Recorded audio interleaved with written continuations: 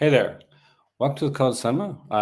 My name is Aaron, and we got Malcolm here, um, my cohort and favorite co-host. Hey!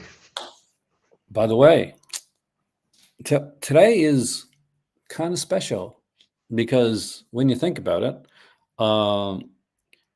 this is yet another example of like people like not really having to worry about FOMO so much. Yes, exactly. And in some ways, for the better. Oh, well, in many ways, I think it's definitely for the better. I have you've got some of these coming. I collect this company, so I've got a few of these. So we're gonna show up my collection today and show the crossovers that have happened because I did collect Vinegar Syndrome and I still do. But I'm going to show why you don't have to be worried so much when you see those numbers dwindling on certain titles. And before we do that, let's talk about the elephant in the room. Hey, Alan. Hey, Alan, welcome. Look at that. Look at this baby. So absolutely amazing. I am so excited about this. I am beyond excited. I have the old Blu-ray edition. It doesn't seem like not that long this came out. Now, this is probably most infamous, and I'm sure you remember this, Malcolm, for being the dumbest thing Vinegar Syndrome ever did. 5 slips? Yes. The massive amount, the 5 slipcover debacle of yesteryear. Didn't subscribers get all of them? Yes. And what exactly did they do with them? Really? Like, really? What do you do with 5 slipcovers? You eventually, you know what happens? I guess you can put them on 5. I guess you can put them on 5 different movies, couldn't you? And just go, oh look, I've got Cat Class 5 times. Yeah.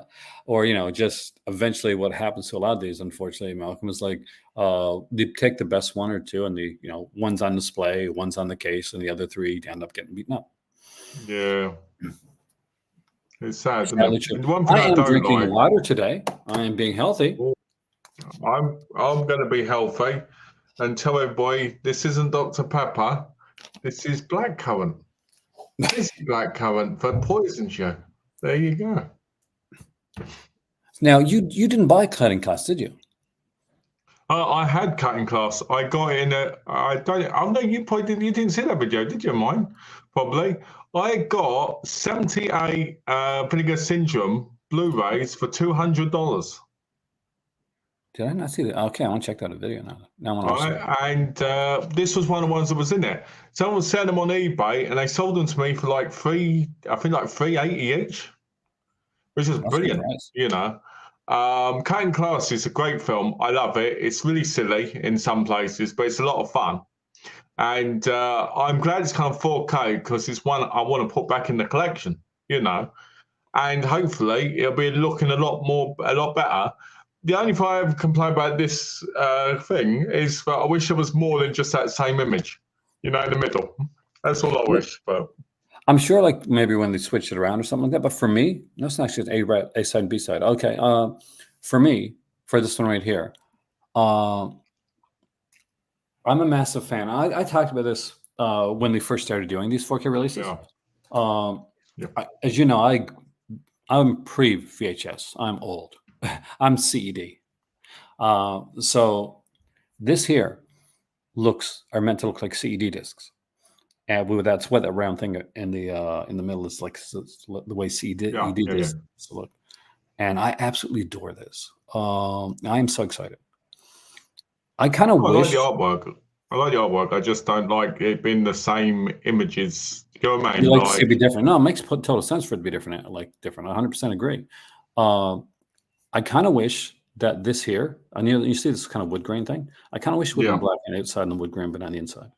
I know that why he did it, but aesthetically, I'll probably still buy this. I don't know how much like the 4Ks kind of go for, but when I've been buying MVD stuff in Canada, it's usually one of the more accessible and less expensive that you can get. I'm not sure, but I'm going to tell you something. It's got that guy in it. who's in a lot of movies like Mr. and Mrs. Smith and. Oh, you mean Brad Pitt? Is that his name? Because I know he didn't do very much. Didn't he? He didn't do very much. I remember him from like an episode of like Freddy's Nightmares. He did that. Yeah, I ain't seen him in a lot since, but yeah, he was really good in those couple of things he was in. Now Donovan Leitch. Now there's a guy that we know, right? I loved him in this. I loved him in this movie. He's absolutely the best part of this damn movie. Here's the thing. Here's my only, and I don't want to give away the ending of the film, but I will say this, and tell me, because you've seen this, you can tell me if you agree or not. The wrong person's the killer. It should be another person. It should have been. Yeah. Hey there, Charlie. Welcome. So, since you missed the release on Vinegar Syndrome, here's the thing, and let's just really quick. I'm going to show something real quick before we go any further. Here's the thing. There has been at this point 4, and you can correct me if I'm wrong here, guys. There's been 4 Vinegar Syndrome releases that have now come to MVD Rewind. I think it's 5. Is it 5? Okay, I'm probably missing one. So the 4 that I got anyway here, and you can let me know which one I'm missing. Is LA Wars, which was a Vinegar Syndrome archive release, and by the way, a lot of fun. If you don't have this one, I bought that recently actually, the VSI. It's a cool one. The latest one, Cutting Class, right here. The most disappointing part about Cutting Class is Jill Schoen's interview on here. Did you watch her interview? No. She was not exactly a super fan. We'll just put it that way. And I really liked the film, so that was kind of talking about interviews quickly. So to cut in there, I've been watching Hell Comes to Fogtown. Right. The Roddy Piper interview on that is phenomenal. I haven't watched that interview yet, and I'm a massive Piper fan. Oh, you're joking. It's incredible. And I've had it since like the old days. Action USA was the first one that MVD Rewind did. That was a Vinegar Syndrome title. I bought that for £90. Or you could buy the MVD Rewind and get it for like a good price. And Jack Frost. Okay, so maybe there was 4. I'm sure it was 5. You're probably right now. It's just that I missed out on it, which is or maybe I saw an announcement or something, or possibly in the thing. It's like on Facebook, you can see all this stuff, and now this announcement was normally I'd wait on something get a few announcements and stuff. But this one really because I wanted to talk about this whole conversation about this. How does this make you feel when you look at stuff where you're like, when you have these VSAs, you're like, oh no, I'm going to miss out type thing. I'm not going to get this. And then you see like MVD Rewind, they're putting out these releases. Well, when I see them releasing in 4K, I'm over the moon. Because I'm like, it gives you that option, like you've said, if you miss out on the Blu-ray on, let's say, Vinegar Syndrome, and then you see there's a 4K coming out, you don't feel like you've possibly wasted as much money. Exactly. Because you're ahead of what everybody else bought. But at the same time, you can't guarantee that it's going to come out from a company because, like we've said, there's only 4 titles so far. But I reckon there's going to be a lot more in the future. I expect a lot more. And Alan's right, by the way. Vinegar Syndrome did not release Jack Frost 2, Attack the Mutant Killer Snowman. But MVD Rewind went the extra mile and not just re-released Jack Frost, but the sequel as well, which a lot of people were asking Vinegar Syndrome to put out. Alan, I got it $5 off of Oldies. That was a good sale, man. I'm going to go through my MVD collection before we go into too much fun. You can let me know which one you got, which one you're interested in. Shall we do yay and nay as well? I'm sorry? Should we do yay and nay as well? Yay and nay is always good. I always like yay and nays. Obviously, these are all yays for me because I bought them. So that's not obvious. But so you're doing the yays and nays. Actually, it's such a fun movie. You can tell it's a movie that's made by stunt people. 100%. So we start off with the very first MVD Rewind release. For those who don't know, I was a big fan of, I'm still a big fan of music, but I'm a massive fan of like punk. And this is the documentary DOA. And this is about when Sid Vicious and Nancy, basically when the Sex Pistols went over to the US to do their kind of like what ended up to be an abbreviated US tour. Aside from that, we get like some great stuff here. Like there's the Dead Bys, Generation X, which was Billy Idol's old band, Rich Kids, X-Ray Specs, Sham 69. There's some Clash and Iggy Pop music in there as well. What's even really cool about this, if you don't have it, by the way, guys, is there's a documentary about the making of the documentary. Wow. That's crazy. A documentary about a documentary. Is that the one that's on Second Sight? Is this one? Oh, yeah, I think so. So I think Second Sight did this release. Now, what's neat about these, and to let people know, so this one right here, like many of them, well, like all of them, comes with a mini poster. Oh, I like the posters. And this one here comes with a double-sided. Oh, I like that one better. And because it was the first release too, like what they also do is it comes with a booklet. So we get some bit of write-up on there. What I love about MVD is kind of this. These white, looks like they're kind of almost like they're homemade bootleg type of things. And they feel it too. Oh, it is so cool. And underneath here, because I got to show it, there's also a cartoon. Oh. It's truly like, it's a punk release, that's for sure. It's a Blu-ray DVD combo pack. You know, we got a slipcase, we got a booklet, we got a double-sided mini poster. Slip covers are nice too. A great release. So is that a yay or nay for you there, Malcolm? That'd be a yay. Are you and the slip covers are nice. Yeah, a little bit, but not too much. I actually sang punk one night in a band.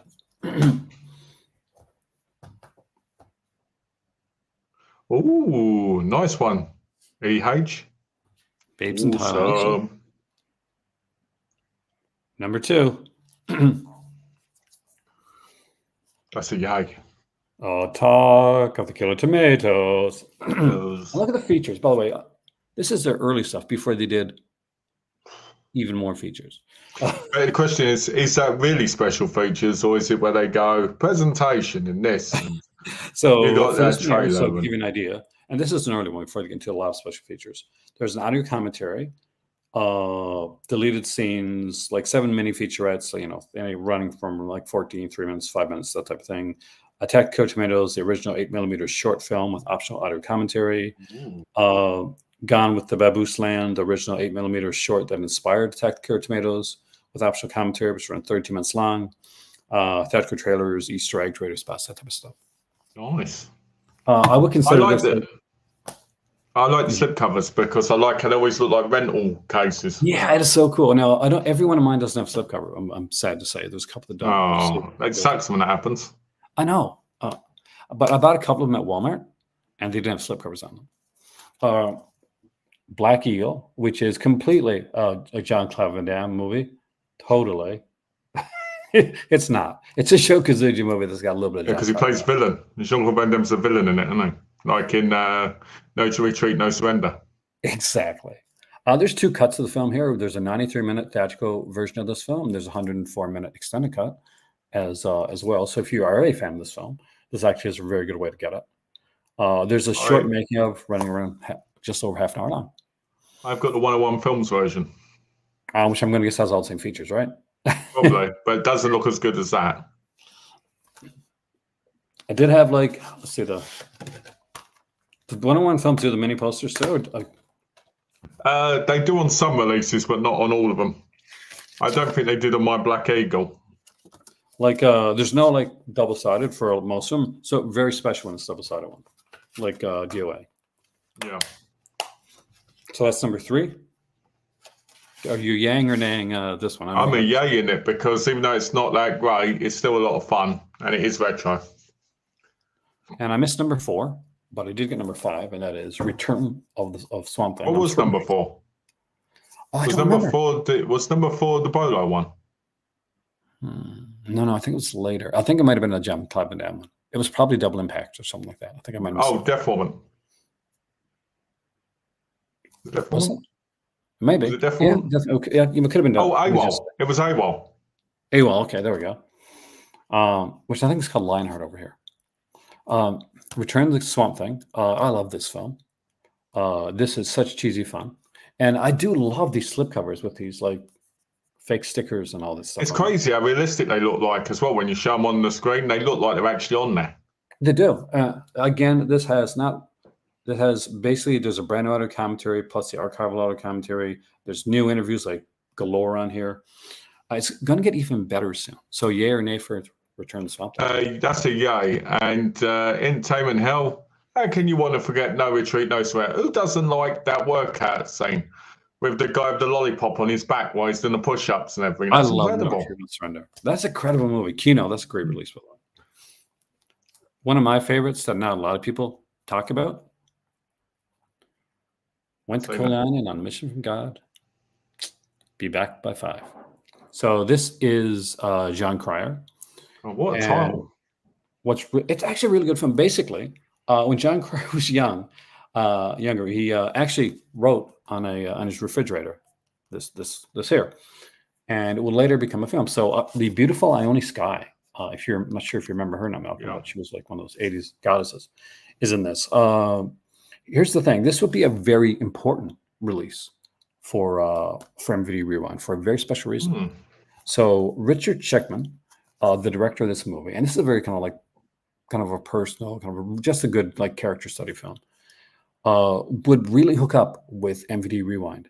So you would start seeing these 90-minute long, like complete, like really great, like intensive documentaries on the film, all done by this guy here. So this literally changed the features. Yeah, that made their stuff perfectly more. I haven't seen it, so I can't give it. So I'll just give it a yay because I haven't seen it. Yeah. And you say it's a good one. It is. It's like it's not an action film or anything like that. It's very much a character story, but it's one that it got me. You know what I mean? Okay. We go from that to one that I absolutely adore, and it is Abominable. This is Rear Window with Bigfoot. I'm sure you've seen this, right? Yeah, years ago. Tiffany Shepis is in there, and she is looking so sexy. It's a yay. Yeah. So, And the features on this one, too. Like, so we got, like, here's the cast. Just in case you've never got this one, guys. It has Matt McKay, Jeffrey Combs, Paul Gleason, Phil Morse, V. Wallace Stone, Lance Henriksen's in it. Tiffany Shepis is in this movie.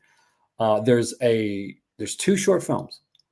One of the short films called Basil and Mobius, which they were hoping they would get a feature film. Stars Zachary Levi, Ray Park, Malcolm McDowell, and Kane Hodder. Bloody hell. This movie was almost freaking lost to time. I remember reading on Serial at Midnight's, like, he did an article on this about like how hard it was to find. I followed up with one that I've got a couple actually releases of because I got the Umbrella Entertainment release too.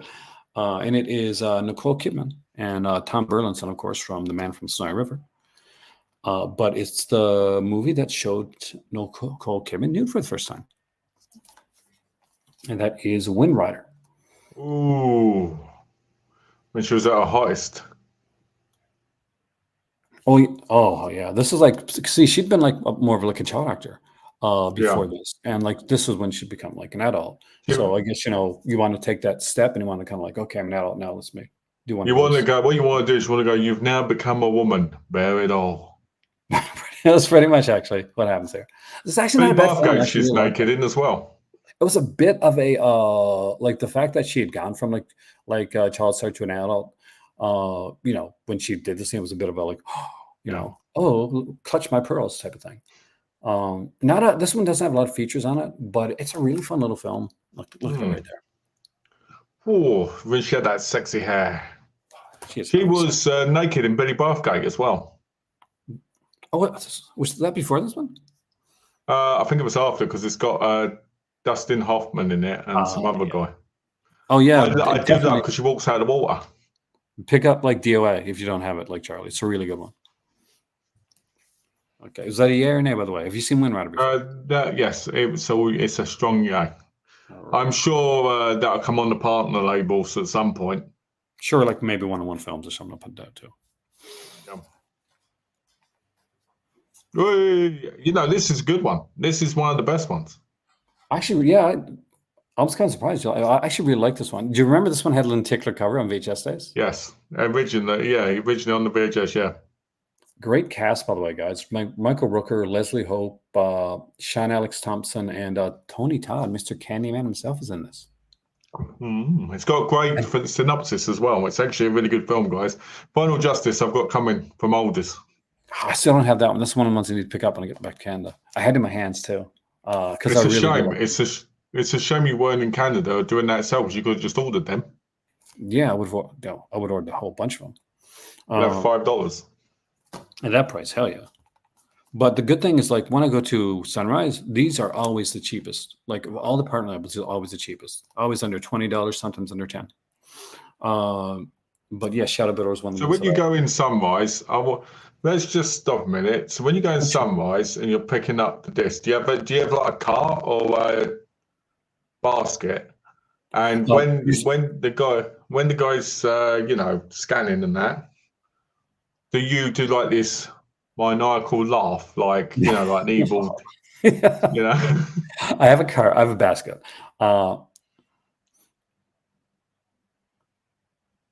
But I mispronounced abominable. Did I really? It's pretty easy. I mispronounce something at least once per video. Wow. I'm going to pretend that I do it on purpose to keep you on your toes, but the actuality of it is, no, I just mispronounce things. Thank you, Alan. So I knew you were going to say yay for that one, because big guy. But here, I'm actually kind of curious on this one, because this is one that I wasn't sure about, but I actually do like it now. And it's Olivia Grenier, Angel Town. You know what? Awful movie. So the first time I watched this movie, I was unsure. But what I do dig about this is there actually was like gang members and stuff in here. And as a guy, like, I spent way too much time as a kid, probably on the wrong side, on this side of the track. This is actually fairly realistic, except for one scene at the beginning, which makes no sense. So there's a scene at the beginning of the film. I'm sure you remember, right? You know what I'm going to talk about. So he's in France, and he's going over to the United States. And I'm guessing it's his girlfriend or his soon-to-be ex-girlfriend. I think it is, I think it's because he lives in that house, doesn't he? He lives in that house with her and her mum. Comes to meet him at the cemetery. Yeah. And he says, I'm going. He said, okay, well, then let's have sex at the cemetery. It is such a weird scene. It makes no sense for the rest of the film. It's like the producers were like, hey, we have to get a nude scene in here somewhere, and right early on. So let's do it. Let's do it on the gravestone. Yeah. But actually, Angel Town, just to say, I watched that film and I got so fed up of the same people fighting him over and over again. But I was just like, come on, move on. You just need to get lost, guys, because this is getting tedious. See, I liked it, but I get it. Like, because it was, even for me, it was like one of those, do I like this? Do I really like this? Okay, here's one that I got to rewatch because it's a bit different. Ready? Bright Lights, Big City with Michael J. Fox. Ooh, that's a good film. I ain't seen the MVD one, but I enjoyed it. A great cast. We get Phoebe Cates, Diane Wiest, and Kiefer Sutherland.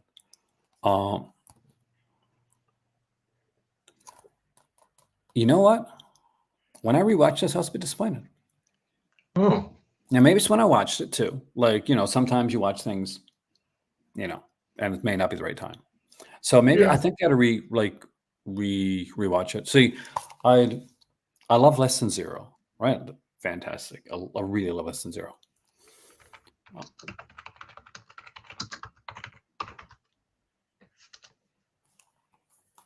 Billy Blanks is not in Angel Town.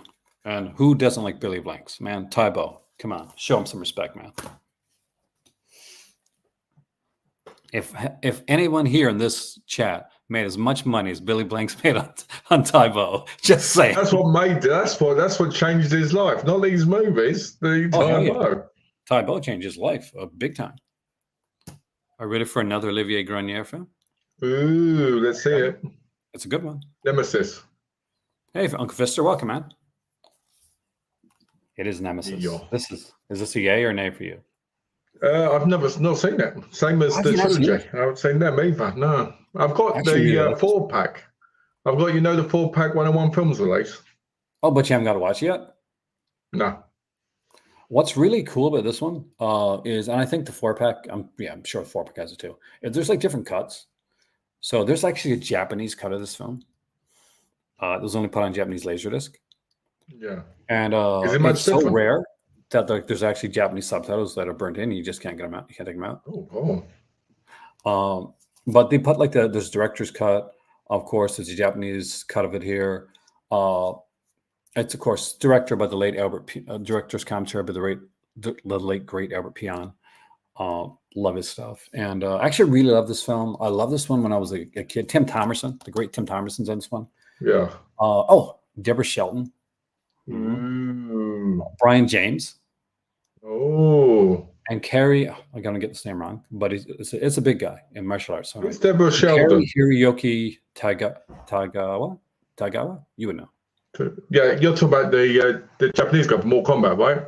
Yeah, he's in that. Yeah. He's got a long name. I can never. You're gonna like this, I think. I think you're gonna like this one.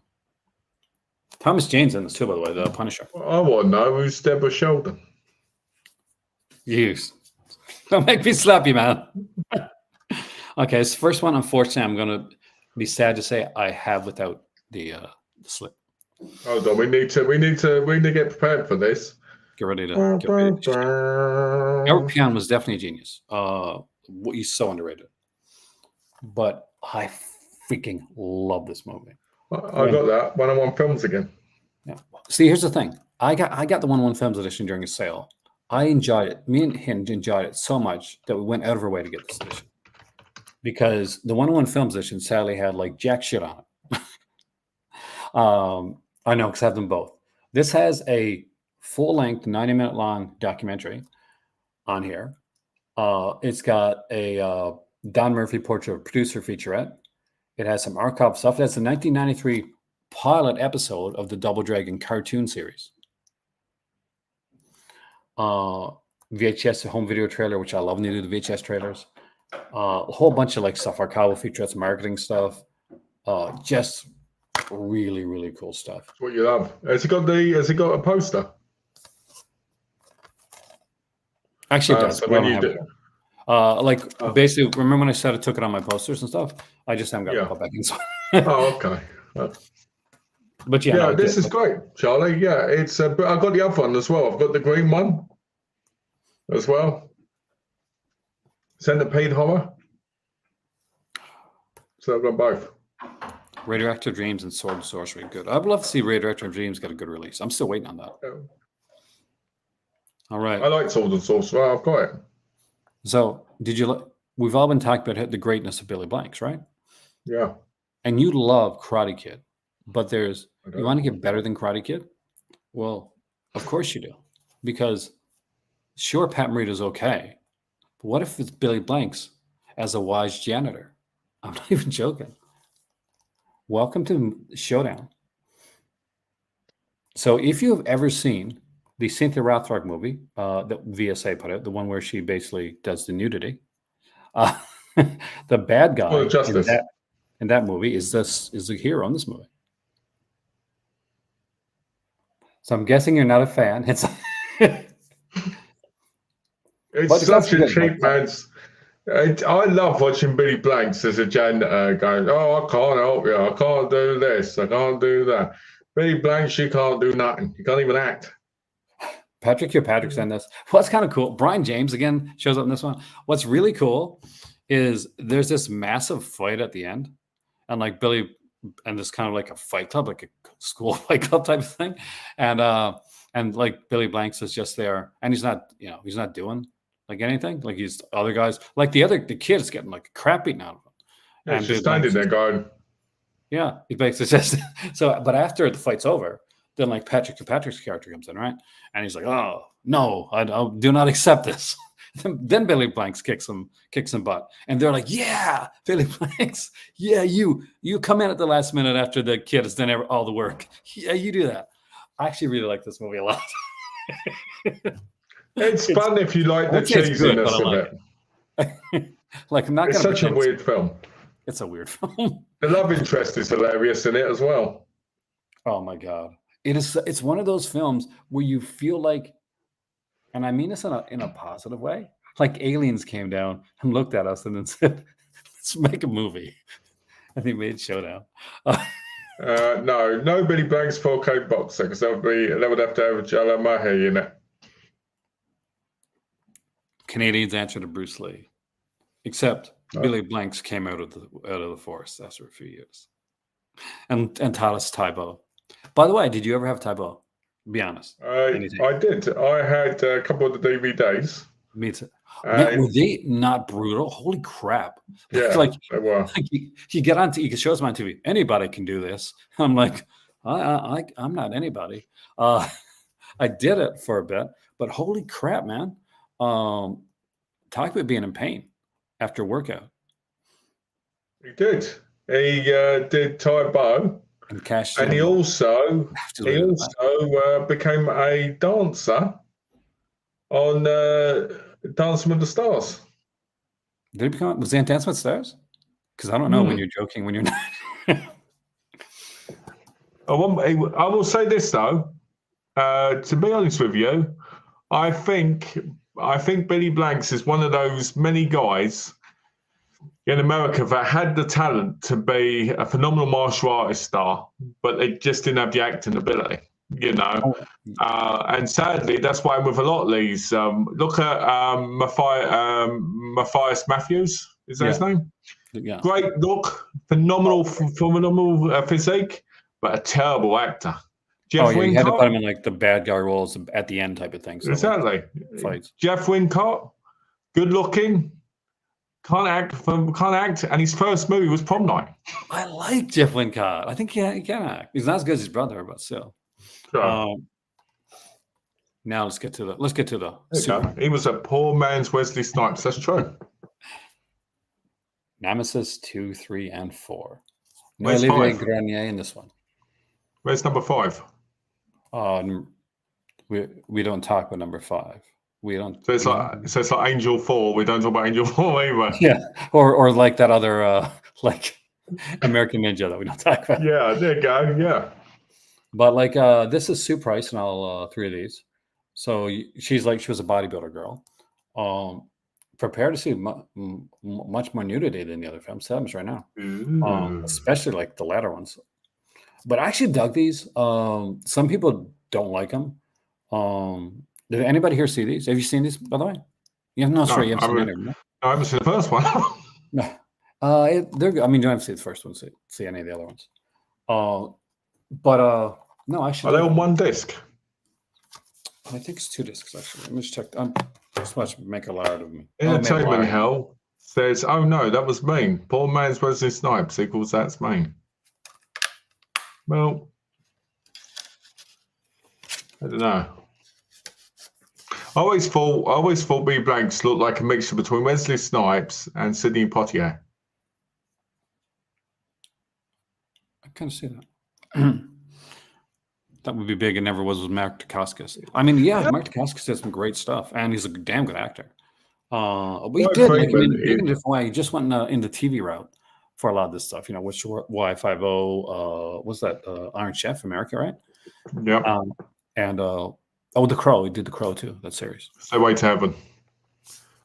It was close to Stairway to Heaven, wasn't it? Hey, probably the best Jean-Claude Van Damme film ever.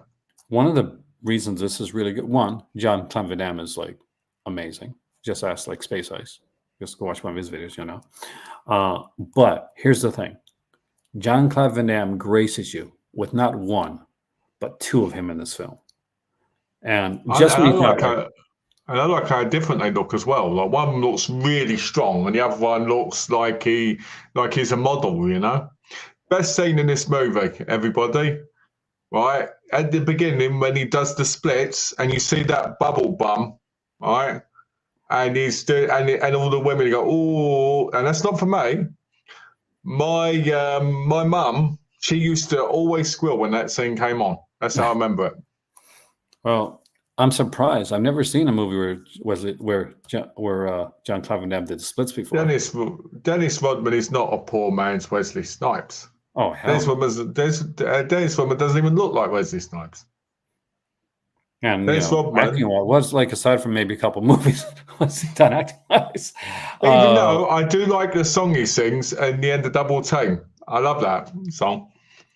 But yeah, this has actually, what they did for this one is they split it up into like, this is over 100-minute long featurette, making it around it, by the way. But they split it into 2 parts because it's double impact.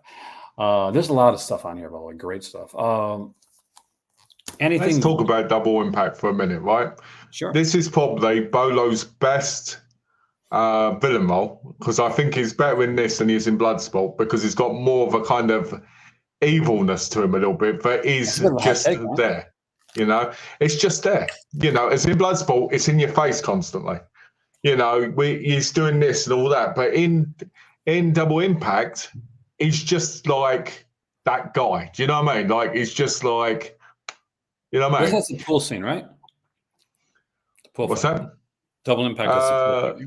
Yeah, I think so, yeah. Yeah, I like that fight a lot. Jeffrey Lewis is in that too, and Jeffrey Lewis is one of my favorite character actors. Nope, I disagree, Alan. Joe Piscopo is fantastic in Sidekicks. He's the best part. I love Joe Piscopo. Why does he get so... People rag on Joe Piscopo so much, and I thought he was like, he's... I think he's underrated. Here, Joe Piscopo and Eddie Murphy, not Eddie Murphy alone, by the way. Joe Piscopo and Eddie Murphy legit kept Saturday Night Live at a time where it could have easily died. Oh, hold on. Ms. Harrell says, Mo, you took me out of context. That's not really fair. If I took you out of context, I apologize, because sometimes it's hard to know when you read a comment. So if I read it wrong, I apologize sincerely, because it does happen. Cutting class is great. Only part, it's a fake javelin killing. I'm actually kind of curious about your thought on the next film. Because it's different. It's not an action film. It's a very different film. And when I watched it, I remembered it differently than when I actually got to watch it again. But I'm a massive, before we go any further, a Maxwell Caulfield fan. I love Grease 2, Big Dynasty 2, Close fan. And Edward Albert and the beautiful Sean Weatherly is in this as well. That is Mind Games. Remember this one? Oh, Mind Games, brilliant. A lot of fun. I have to say, I really like this, but you know what I have to say about this? Holy shit, is Sean Weatherly the most unlikable lead actress in a movie in this one here? And she's not normal. But the mother, she is a horrible person from the beginning, like right. And his best one, I love Boys Next Door, but I'm sorry, Keg, I got to disagree, because Grease 2 exists in this universe, and you can't beat Cool Rider Maxwell Caulfield. How awesome would have Grease 2 been if it was him and Charlie Sheen instead of him and Michelle Ryan? Is it Michelle Ryan? No, Michelle Pfeiffer.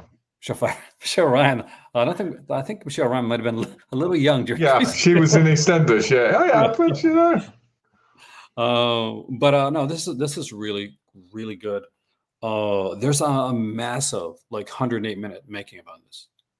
So when you get an MVD Rewind release, 9 times out of 10, you're gonna get you're getting your money's worth. And a lot of these here, again, I think I paid $10 for this movie, guys. $10. And look at these fake video store stickers. Aren't they awesome? I love them. They look like you can actually tear them out. All right. Next.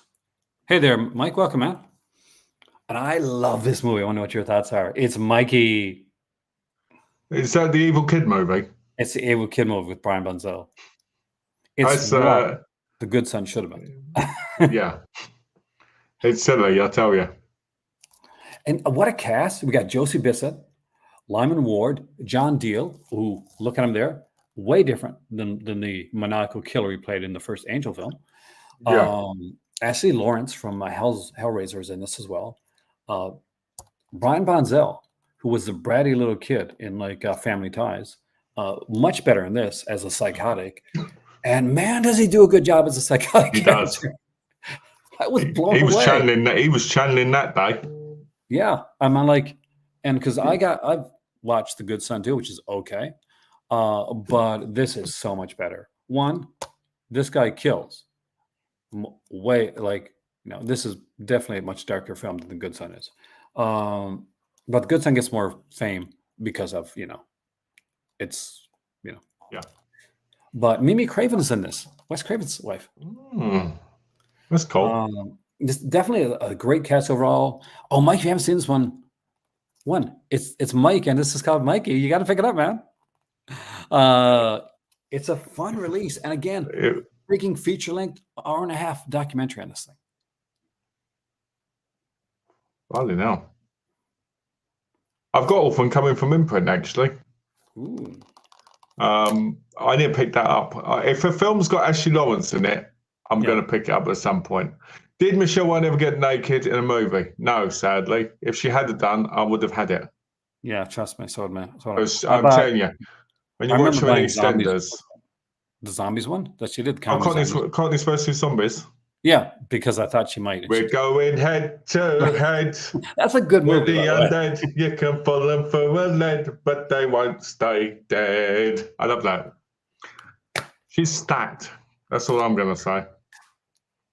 You ain't my mother. I am your mother. You're not my mother. Yes, I am. Mortuary. Surprisingly little features on this one. Just an interview. Love this movie though. Linda Day George, Christopher George, so are in it together. Great cast. Actual excellent film. I actually got to put this in a new case because you can see when I traveled back home. So, yeah. That disturbs me. But great movie. Really great movie. Is that a year or nay for you, Mortuary? I forgot to ask you. It's been years. I'll just say yay. So I haven't seen years. For this one, it's a documentary. No. Hey, I've watched that. I don't own it, but I watched it when it first came out. And to me, strong yay, but nowhere as good as Electric. Oh yeah, 100%. Like I 100% agree. I had to have it because I have the other one. But you can tell that it's done by them. Yeah. It's done by him because he's like, oh, tell it. What do you think about your bad movies? Oh, what do you mean? I did not make any bad movies. Did you ever watch the Menhome Golem documentary? The one which one? The other? The one where he passed away. No, I haven't seen that one. That's what I'm seeing yet. It's brilliant. And you really you really feel the heart of the guy, and you really see, but he's not that bad of a guy at all. He's just a guy that loved cinema. But, he came because Menhome Golem, obviously, he was part Jewish, right? He was Jewish. Oh, yeah, Israeli. With Am Golem, so Jewish. So they had very strong beliefs in, obviously, we can do this, and the money, being tied with the money with that, with the company that we're running. And a lot of people say he was, this bad person. And in that documentary, you really see he isn't. He's got a heart of gold. It's just... Yeah, they were business people, but he actually did like movies. Like, that's the thing. Was Mortuary? Would you consider Mortuary a slasher? No. Supernatural one slasher, I'd say. Go Boys Keggy is basically a documentary about canon films made by the two Joachim Golem and Joachim Columbus. To have their stories told right, is basically. And he got an Israeli director because that's where they're from. To do it. I know Michael Dudikoff was really, really bitter because they said, we're going to make you a star, Michael. We're going to make you a star. And they put him in movies and it was like, oh, no, I'm not a star. But let's be honest, right? Half the films he were in were brilliant. Well, yeah, here's the thing. I know of Michael Dudikoff because of canon, not because of movies he did outside of him. He wouldn't have existed. I got that coming. I haven't seen it, but I got that coming from the oldest cell. Look at this cover, man. Like, there was no way I could not pick. Look at this freaking cover. There's no way I could not pick it up with. artwork like this. Beautiful, isn't it? And that arm actually looks like it's 3D. It's very good. I mean, like we got like Noah Blake, Julianne McNamara, Lisa Rinna is in this. And she's actually short on the back. She's a very young Lisa Rinna. For those that know, she did like a whole bunch of like shows, and she was in, I think she was in Veronica Mars too. But I guess if you watch those Real Housewife thingies, I think she's one of those. She's one of those, right? Yeah. But again, have we got any real? Have we got any Real Housewife fans in the house? Because you might want to let me know if there's a good series to watch, because I've never seen an episode. Only know about it because of Kyle Richards, the girl that played Lindsay Wallace. Yeah. So if the Blump House Halloween movies hadn't happened, I probably still wouldn't know. It's a school shooting movie, right? Sort of. Not really. People think it is because the cover and stuff like that. But there is it gets to that. Let me put it this way. It's not as brutal for sure as like Massacre at Central High, but it's a good like primer in between. Massacre at Central High. It's tamer. So basically, you got a guy, and he's kind of from the wrong side of the tracks, type of thing. The thing. It's the Romeo and Juliet story. Falls for this girl, and she's rich. She's a valley girl. He's not. Her brother is pretty much psychotic bastard, and eventually, what happens is a gun ends up at the school, and it's not brought in by him. It's brought in by somebody else. And the guy, and they bring it in, they're going to scare him. That's what they say. That's what the guy says. But there's a fight, and he gets the gun, but because of who he is, now all of a sudden he's in the classroom with a gun, and unfortunately holding him hostage, not because he wants to, but because he kind of has to, until he can figure out a way to let them know that he's not trying to hold people hostage. Oh, God. So it's a good film.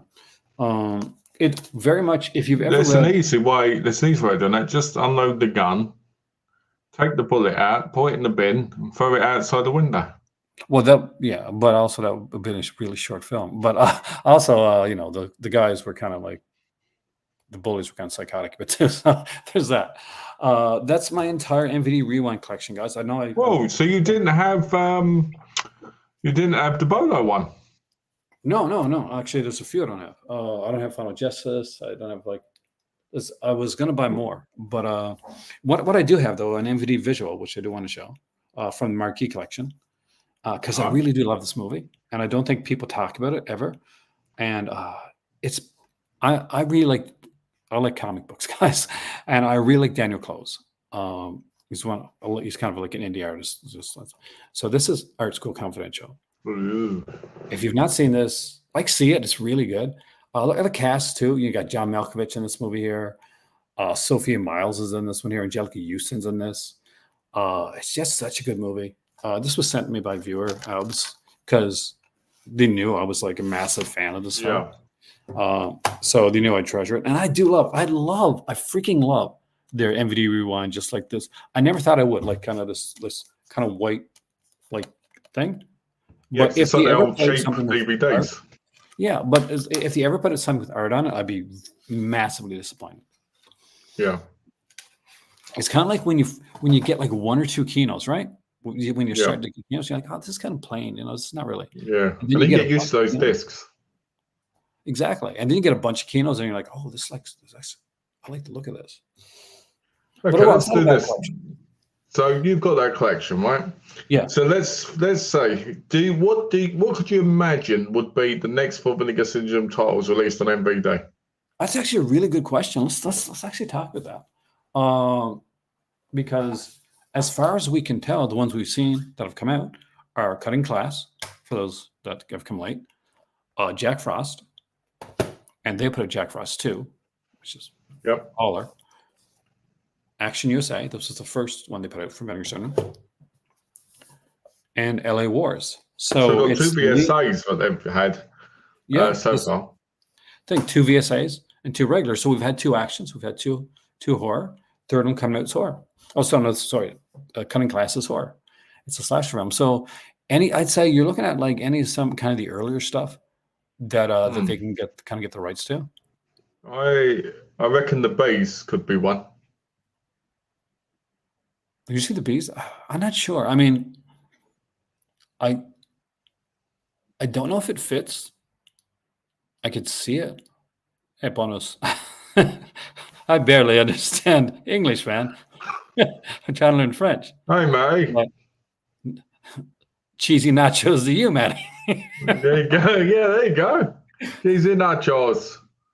That's a good question. I mean, like, what do you think? I'd say, like, for me, if I was going to look, I'd look at some of the let me look at the early VSIs. I'm just going to take a peek.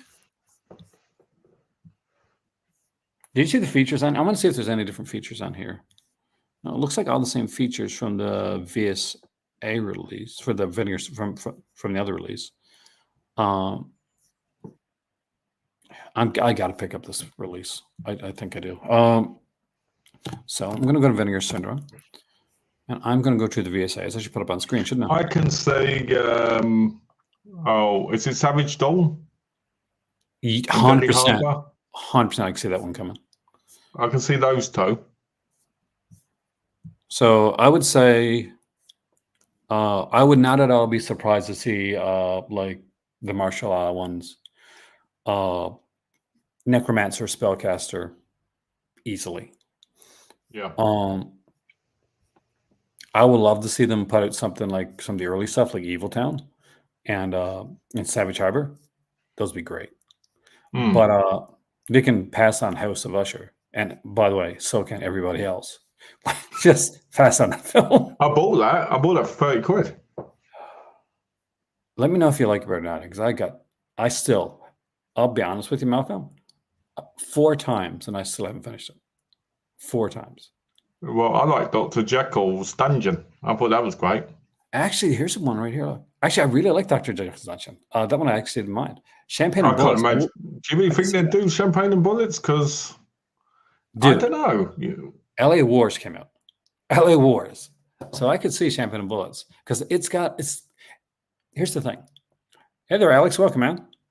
MVD is putting out like Cutting Class, Alex, and that's kind of cool on 4K. Well, Alex just came back from the cinema, from the BF5, the London Film Festival, because he went and saw a brand new Korean film, right? A Korean sex comedy called Where the Wind Blows in My Behind. I believed you until the end.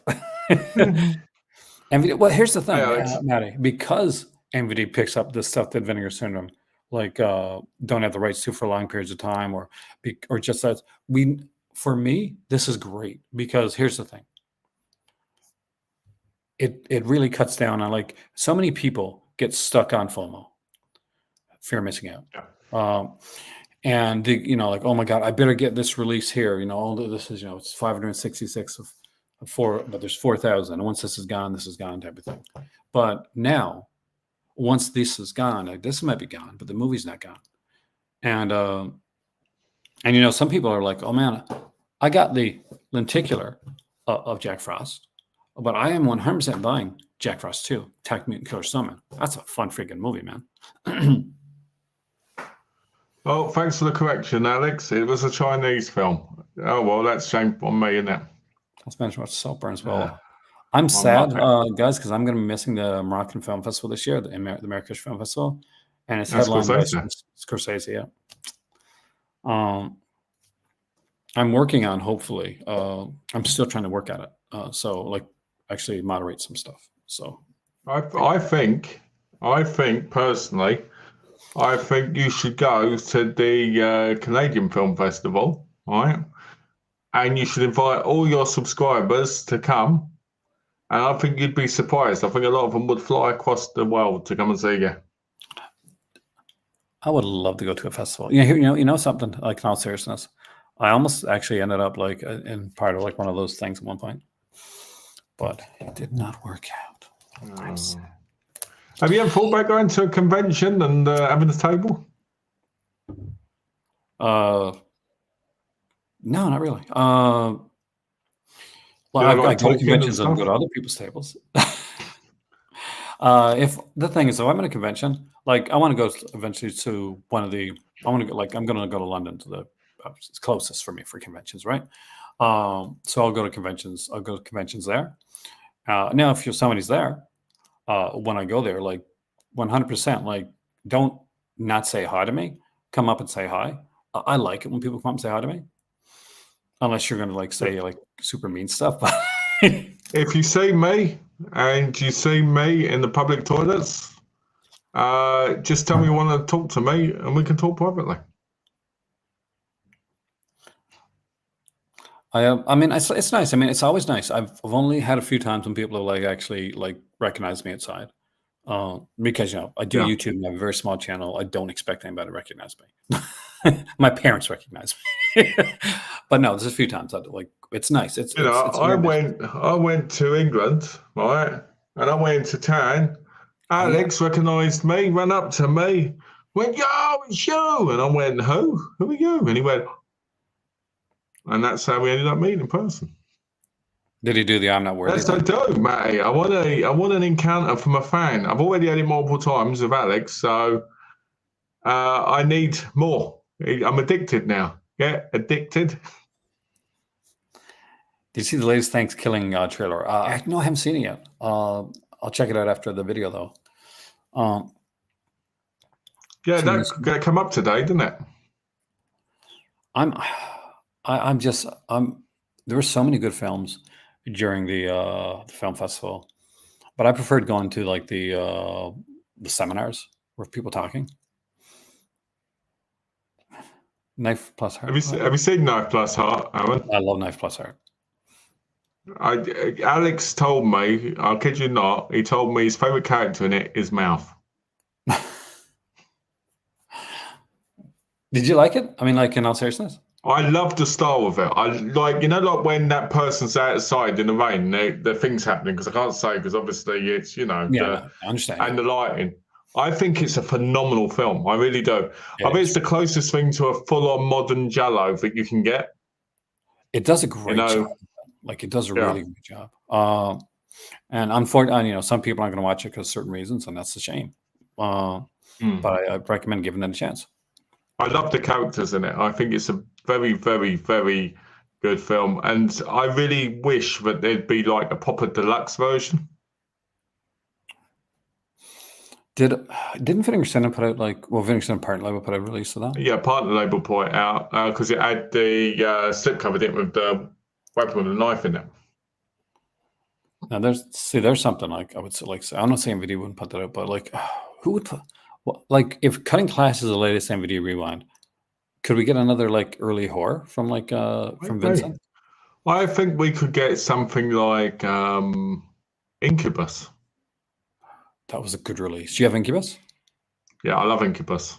Such a great film. That is such a great horror film. The camera work is frigging insane. Like the beginning is shot almost like it's like a slasher, like a Friday the 13th-esque slasher film. And then it gets kind of really experimental. And there's a sequence near the end, remember, with the under the door? Yeah. That is such a good scene. I was like, I'm going to quote a line from the film. There was so much sperm. I love it. I just love it. And I love that you never fully see the monster. It is great. I mean, like, John Cassavetes is incredible, as always. What's great about it, too, is John Cassavetes, like, looked at the script and said nope, and wrote in his own lines and stuff. And it is so well done. Matty, in case you don't know this, I'm sure you do, all right? Vinegar Syndrome changed their slipcovers. And they've got an Incubus one now, in case you want the slipcover to go with it, with points you might have had. Is it the one I'm thinking of? Is it kind of the male one? It's the one that's on the normal cover. Yeah. Oh, not the William Shatner movie, the one with John Cassavetes and John Garfield. John Garfield, right? Is it John Garfield? Yes. John Ireland. There we go. 3 John. And directed by John Howe. Is it that John Howe or John Hoff? How do we pronounce this, by the way? John Howe, I'd say. John Howe. Because the thing is, as Alan showed me earlier, pronunciation is not exactly Yeah, I'm going to talk about this. Let's talk about pronunciations, right? Pronunciations, they don't matter. If I want to say donut instead of donut, that's up to me, isn't it? You know, maybe, like Aaron said, he does it to keep people on their toes, you know? I don't, but I feel, well, we can always say that, can't we? Yeah. Alex says, I feel that Fractured Visions would have released Knife Plus Art. I believe they would have too. Yeah. But they went under because they were selfish. They didn't release enough titles, and for some reason, they said things were limited, and they never were. Could you see like a second site or something putting out something like Knife Plus Art? I would hope so. Actually, if they did, I think if they did, that would be phenomenal with the book and everything. Yeah. Now that'd be a real release because I watched It Follows and I watched Frontiers, right? Yeah. Back to back. It Follows, brilliant, great film, but really didn't feel like it needed the second sight treatment at all, right? Other than the 4K. I agree. Right. Frontiers wasn't the best Blu-ray. Again, didn't need the box thing. Should just been a separate one, right? But I feel like something like Knife Plus Heart would be that kind of film because there's so much you could put in the book. There's so much you'd want to see on cards and poster and that, you know. And I think that's the problem with Second Sight. I think they're putting stuff out, but really doesn't need the collector's editions. I think as long for me as they always put it standard editions too. Fractured Visions, man. Sorry, Aaron. I just wanted to clarify. It was like the Entity. Oh no, not really. I mean, the Entity is very much more kind of like the ghosty type one. So Incubus, there's a creature that we don't see really for a lot. We get to see like one look at the creature, but the creature is taken over somebody, and it's kind of a mystery in the way. Like if we don't know who, we kind of don't know who the Incubus is. Going blind, it's really a fun film. Even if you've read the book, The Incubus, the ending's not the same. As all the victims know, everybody, in the movie of Incubus, you're in for a wild ride. I love that they changed who the killer was in the Incubus. Actually, I really love that. Did you read the book? What, of Incubus? Yeah. Didn't even know there was one. Bad. It's not bad. What?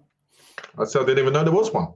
Oh no, yeah, it's based on it's kind of based on like that, but they changed the ending, which is good. One of the stupid things to do, please don't look at the special feature names because they kind of give stuff away in the special features. Oh man. Oh, listen to this. Aaron, you read this. Read Alex's comment. Which one? Alex's comment. Also check out Rex's other films. Eric Cantona with a prosthetic. You know what? He's a must-see. I'll check that out. I'll check that out. I know my kids are massive fans of Knife Plus Art. Would love if anybody would put Crypt of the Living Dead 4K fully restored. That'd be nice, Charlie. Actually, that'd be a good release. It's so good that we're seeing these releases, and some people some people get upset. Like there's going to be people, I'm sure, if you go to some forum sites, so people are going to be like, I can't believe you're putting out Cutting Class. I bought Cutting Class with 5 covers. Okay, good for you, but a lot of people didn't, and a lot of people want the movie, or it may not have got it. Maybe they just want to get the Blu-ray version, or maybe they want to get the 4K version. I got this. Will I pick up Cutting Class? Probably the 4K, yeah, because it looks pretty cool. I think we're getting to a point now, right? This is actually an interesting hot take, right? Okay. We're at a point now, I think, with Vinegar Syndrome, where there was a time when none of their movies were available anywhere else on Blu-ray, right? We're talking about in America, right? Unless they made a better version of it, right? Yeah. Now we're getting to a point now where Vinegar Syndrome's been around so long, they're losing rights, and these rights going to other companies for making better versions of those films. When I say that, I mean like the 4K releases, maybe not on the extras, maybe, Speaking of which, let me get something. Keep talking, man. Hold on. But I feel like, Vinegar Syndrome now isn't as special as it was because these films are getting taken by other companies as well. And, cheaper. They're not limited. So they'll be around longer. I watched Dog Soldiers 4K yesterday, by the way, and I generally cannot believe how good it looks. VS, the Blu-rays, and DVD is jaw-dropping. It's funny you say that. I've got Dog Soldiers. I bought the Dog Soldiers 4K quite a while ago, and I haven't opened it. And I thought about watching it yesterday, actually. But I didn't. I picked up, I watched It Follows and that instead. I think it was It Follows I watched yesterday, or what the day before. I don't know. All these days go into each other for me lately. What other just Showdown films? I feel Popcorn. I have. That's one of my favorites, actually. The special features in Popcorn. I hated Popcorn the first time I saw it. Did you really? And then I watched it again. I was like, you know what? This is actually really good. It's fun. I can see it though. Like why, because it's a different film. Special features are incredible on that one. I got a few Joe Showdown films. What I don't have that I would like to have is the one that everybody should have, Stepfather. I don't have Stepfather. I don't have any Stepfather. But the question is, do you want Stepfather, Stepfather 2, and Stepfather 3? Yes, I do. At this point, I only have the DVD of the remake, which is... you love the remake. The remake has so many plot lines going on, I swear to God. Oh, speaking of like Vinegar Syndrome and like putting out other releases. Yes, there we go. I think that was the first real big one, wasn't it? Wasn't that the first real big one, but came out pretty soon after? Like, I think it was like a few, maybe was it a month after? I'm not sure if it's that. So this is it's Mondo, it's not Mondo Macabro. So Mondo, that do a lot of like these here. I was going to say, it's a weird title for Mondo Macabro. No, this is actually Mill Creek.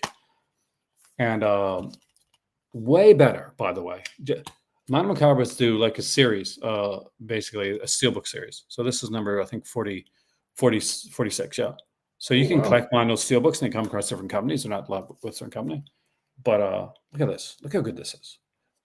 You're not a purist. You didn't buy the other one. Although, well, yeah, other ones I did buy the other one before. This one's obviously I was reviewing for Mill Creek at the time. I prefer this. I'm just going to say this, right? As a Vinegar Syndrome purist myself, because I'd never buy 101 films instead of the Vinegar Syndrome ones, I'm going to say you sold out because you didn't get the special limited edition lenticular one, but was the best version. I do the special limited edition. Ooh. Real quick, they do still books in Same in Hell because they also did still books of Ultraman as well. Oh man, well, you know what's really good steelbooks? That I got a couple of Ultraman steelbooks, but their Mothra steelbook, insanely good. Dad has that. Eureka did a Mothra one as well. There's two, and I got them in cat. You'll see them soon. But they did a really good one for that Thing prequel, and they did one for Miami Vice, the movie, as well. And they're so nice. You'll see those. Yeah, I tell you, that's what you want, though, right? Alex said Dog Soldiers is honestly like incredible, like watching a new movie. That's what 4K should be looking like, you know. Yeah. New Frontiers, right, on Blu-ray, it didn't look good. I don't care what people say, it doesn't look good because it's the wrong kind of film to try and look good because it's dirty, it's grummy, it's violent, it's dark. Do you know what I mean? It kind of reminds me when you put like a shot-on video movie on Blu-ray, and I'm like, does this really need Blu-ray? Can't we just go DVD for this? The only reason that they need to be on Blu-ray, right, shot video films, is to put the extra movies on and the features. I mean, like if there's I'd rather that was a 2-disc DVD set. Yeah, like Introvision. I thought Introvision did great when they were doing DVDs. Yeah, exactly. Because I think shot video movies look stupid on Blu-ray. So it's just really. like BMX Bandits. I mean, in a way, this is the most BMX. This is way more BMX than BMX Bandits. To be honest with you, it's the most BMX movie that I've ever seen. Whoever made this movie, Hal Needham, a very famous director, by the way. Love BMX. Must love BMX because holy crap, is this a love letter to BMX? Like really? I'm going to be honest with you. I wish I was the BMX in Nicole Kidman's BMX Bandits. What about Linda BMX for Lori Loughlin? Oh yeah, for both of them at the same time. One riding this way, one riding that way. See, hey, this is what BMX Bandits is missing, though. A scene where the guy and the girl are each on a BMX bike and they're dancing on their bikes in the middle of a high school gym. There you go. That's what we need. That's it. See, we need to recommend these things. Oh, that's what I need to tell you, Alex. Me and Aaron are starting our own late night classics movies, and we're going to film them and we need you to do the filming for us because we're going to have our hands busy. And by that he means with a stick of butter. Anybody that's ever like watched Sesame Street will probably get that reference. It's a Sesame Street deep cut.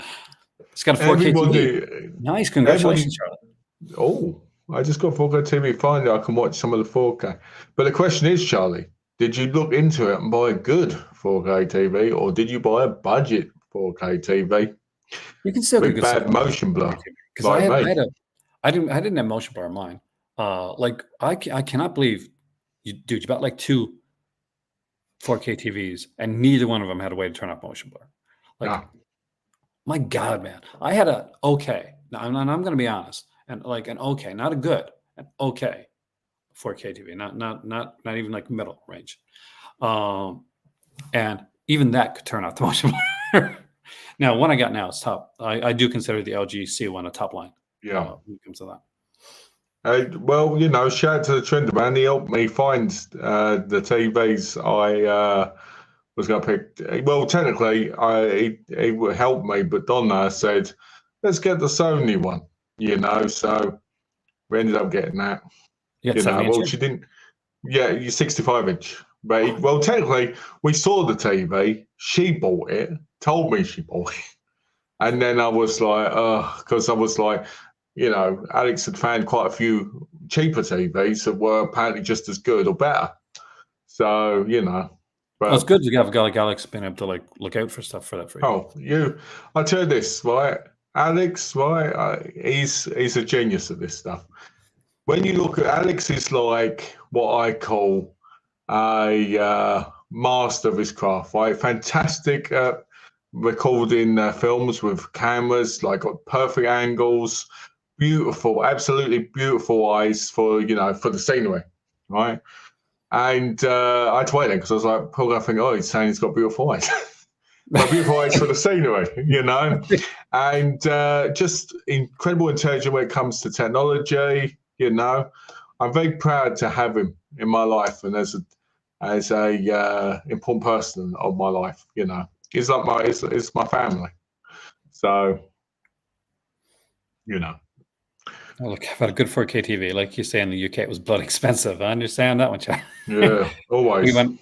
That's what we did. We went out and said, okay, if we're gonna get a 4K TV this time, we did like I do research. I'm like Alex. I'm like I got to do all the research, and then I got to do more research.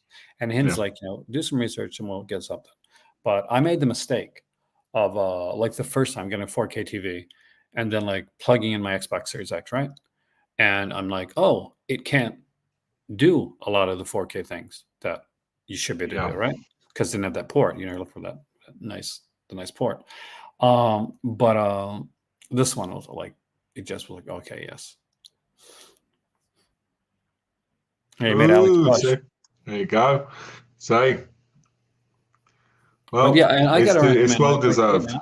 4K, like they're getting cheaper too. So like even you're getting to a point where, and you know, Alex was able to find reasonably priced 4K TVs. So it's a point now, guys, where 4K is coming out and you can 4K players and stuff and PS5s and Xbox Series X, and they'll get cheaper. I'm sure there's going to be a PS5 Slim coming down soon. You know, it'll probably be. There is. It's coming soon, actually. A Pro. PS5 Pro. Yeah, I was not impressed with it. From what I know, but I'm still waiting. I'm hoping there's a bit more. I'm not being impressed with PlayStation 5 at all. Really, I mean, it's got good graphics, and that's just really because good graphics. Everybody got hacked. Well, you know, I remember that, right? But what I'm saying is, I think it looks great. I think the games look great for the most part. Don't get me wrong. But I mostly use mine for movies because I want to play Resident Evil 4, which I own, and that looks great. But I think the average game, like the new Assassin's Creed, for instance, doesn't. Well, here's the thing too. Hopefully, I'm not going to cut out here because I got that little like thing coming up. You know, that's what I told Malcolm about. Like when I see those little lines come up. But it's for me. It's like a lot about. For me, it's a gaming system. Like, for instance, I bought my Switch because I wanted to play, you know, Zelda like everybody else in the world. I bought the Xbox Series X because Game Pass is the best when it comes to like game subscription services. Like there's nothing that PlayStation can touch it on. I buy PlayStation because they have the best exclusives, hands down. Not even close. Not even close. Like between Xbox and PlayStation just got the best exclusives. Now I love the fact we got Starfield. That's great one. But you know, PlayStation's got like friggin' Spider-Man, Last of Us, Wolverine. Yeah. You know, it's the just real big hitters. Yeah, like, and it's like so. I think we're at a point in life where you don't tribalize it when we shouldn't. Anyway, it's not so much if you're a gamer, you're not so much tribalizing anymore because you're like, oh yeah, I want to have my Switch for this. I want to have my PS5 for this. I want to have my Xbox for this. And it's getting to the point where you can buy, like, if you're not buying like the physical copies of stuff, you just buy like digital. Like, I think a lot more people have gone towards digital for gaming as opposed to like physical media, right? So a lot of people pick up an Xbox Series S, for instance.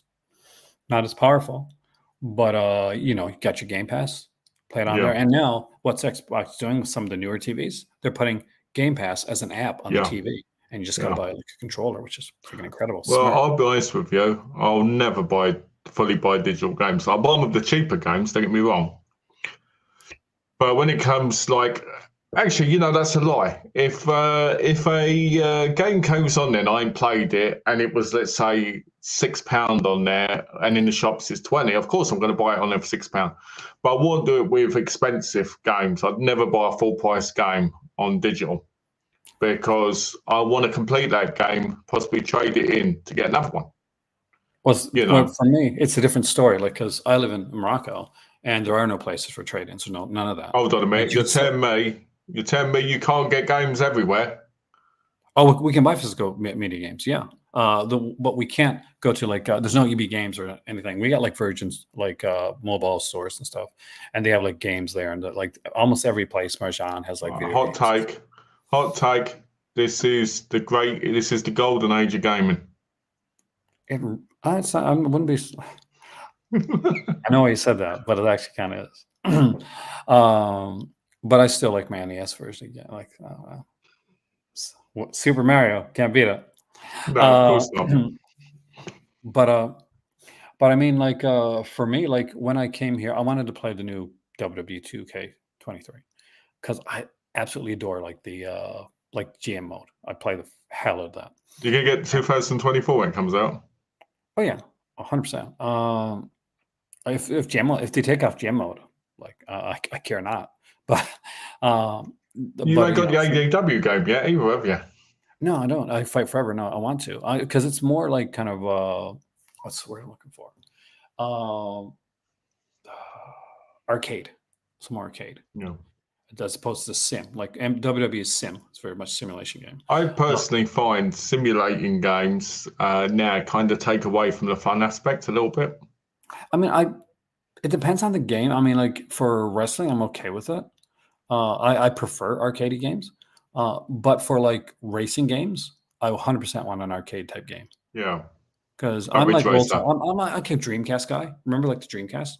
Yeah. So I love those kind of like the old school kind of like the Crazy Taxi and PS2 we had Burnout. Remember Burnout? I'd be like, hey, let's do the biggest friggin' crash possible. And then you have games like Forza and stuff like that where it's like, okay, drive really good. I'm like, I can't drive really good. I don't have a license in real life. Used to play SNES in the 90s. I tell you the truth. I never played those games to play. I just wanted to walk around video game worlds. I'm just like, how cool they look. Oh, they get much cooler. Oh, then you got to play Starfield with things look super cool. Well, let me tell you this, Entertainment H. Well, I had a friend years ago online, and I had Batman Arkham Knight. Right, I got it day one for $5 because the guy never charged me in the store. Is that the third one? Yeah, it was the third one, right? And not the best one at all, right? And his friend says to me, "Can you share play with me?" And I said, "Sure." All he wanted to do for 3 hours was walk around in the place and look at everything, right? And don't get me wrong, that's not a problem at all. But in my view, if you're share playing it with someone and you're sitting there and they're just walking around in your game, you're like, all right, this is going to take a while, isn't it? You know what I mean? He didn't get in a car. He didn't like zip up to something. Just walking down the road. Really? Like, yeah, just walking down the road. When we did play a level, he was dying instantly. So here's the thing. He probably wasn't good at gaming, but also I would understand not wanting to get in the car because holy crap, does that get tough? Like you get in the Batmobile and like, oh, this is kind of cool, but then you're like, all right, Man, it crashed for 5 seconds. It's time to get in the Batmobile again. Like, no, fuck off. I don't want to get in the Batmobile anymore. Blow up the Batmobile. Let's read this. Alex said, thing with TV and tech reviews, look at plenty of professional reviews, but also forums as the tech fanatics always give alternative insights to problems and bugs, etc. But reviews rarely address. You know, my cousin does that all the time. Yeah. He gets so angry and he posts about them. I go through like a ton of routes, and it gets to a point like Mark, Alex, where I see these where I can find the reviewers that I know are going to piss me off because they're looking at things, and this is what really gets me. And they're saying, "Oh no, this is horrible. Like this is no good. You're not going to like this. This is going to be horrible," and they're basing it on like metrics that don't matter to people, like that really don't matter. I run my entire channel here on a MacBook Air. Brent, like the new one that came out. I got you remember the sexy charcoal one? Yeah, that's what I got. But when I was like I thought like maybe I got to get the pro type of thing, and they were like, "Yeah, are you like?" They're saying, "But you can't do like this, like these, like things here. You can't like." We ran like this diagnostic test, and we couldn't do these super high level,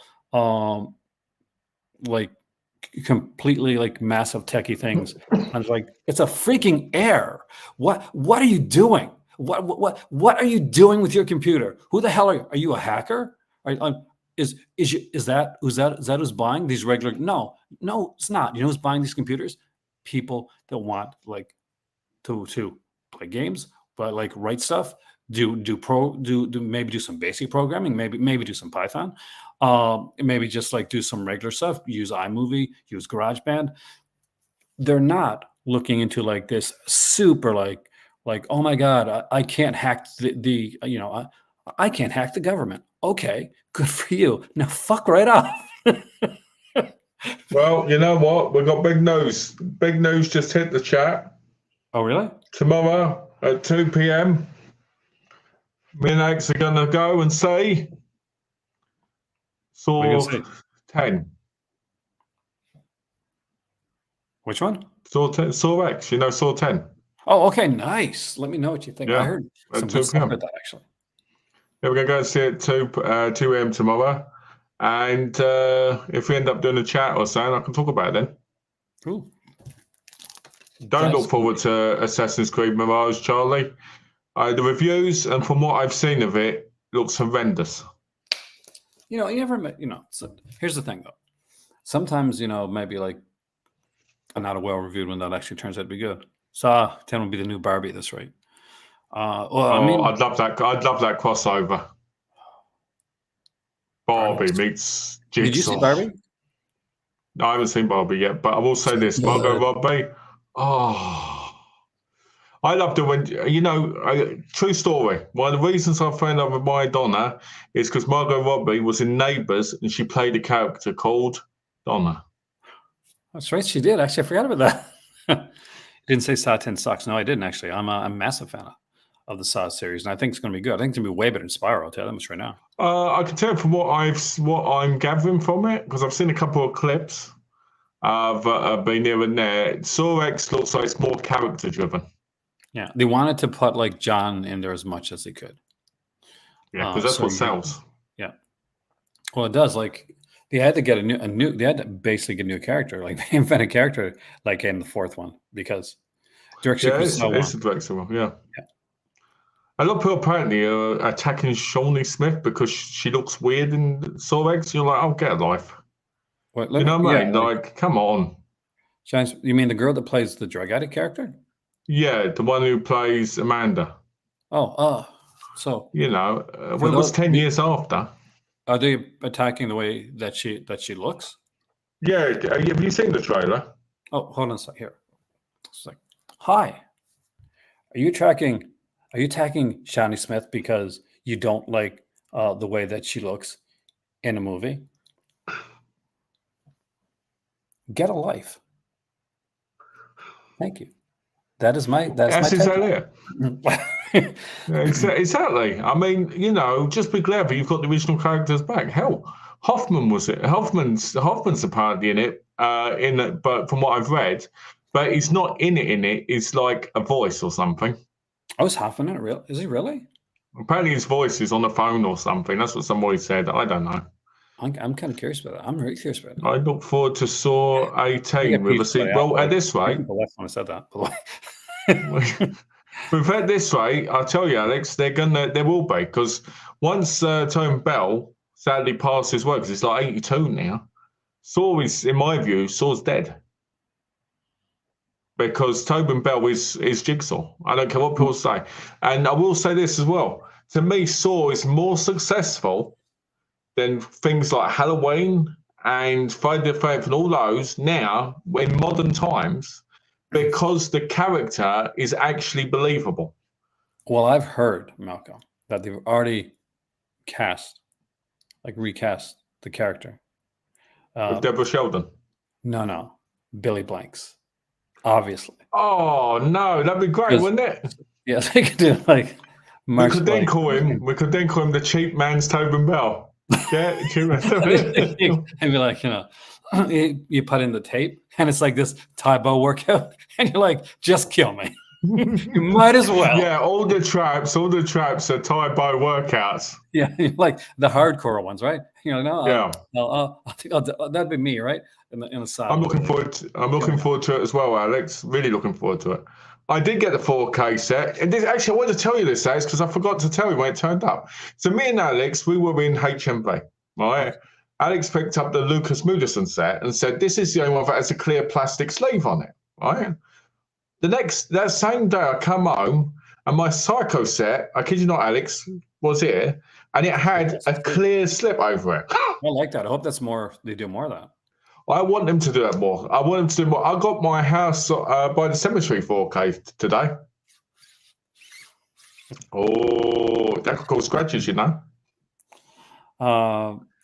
This man's reckless. He doesn't put them in protectors. That Psycho set looks so good. What's that? The house by the cemetery?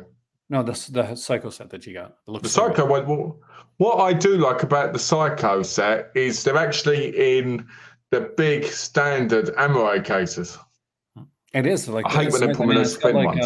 And it has the 60th anniversary edition of Psycho, so it has both cuts. And I don't have like the other cut of the film. I know that I think there's a DTS mix for the sound on that one too, which is definitely going to be a good mix. Chile Mary plays a tricycle too. Yeah, I can see it. Oh, you mean he plays Billy? You mean he plays Billy? Yeah. By the way, that character, like little trivia for people, that character actually came about because of Deep Red, because the dummy Deep Red. You should definitely order the Psycho set, I'm Alex, hoping because it will be. I'm guaranteed it will be, because it's released in America as well, isn't it? So it should be in Canada. What's going to suck, Malcolm, is there's so much that I want and need, and obviously I can't buy it all, that I'm going to get in the store and I'm going to get there and I'm going to be by that section and I'm going to fall on my knees and start weeping. I will weep.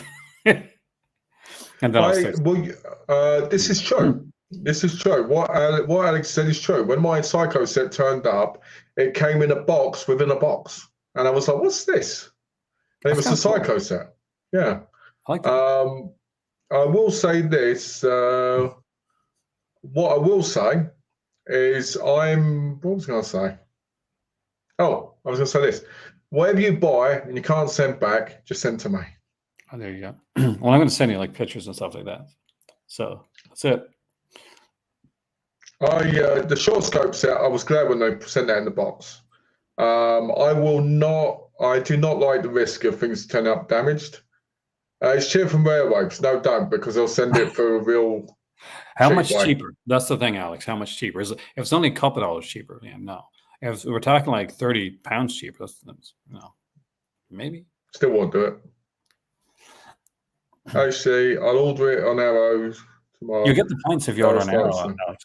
That's the cool thing too. You get those points. They've got new sales starting tomorrow.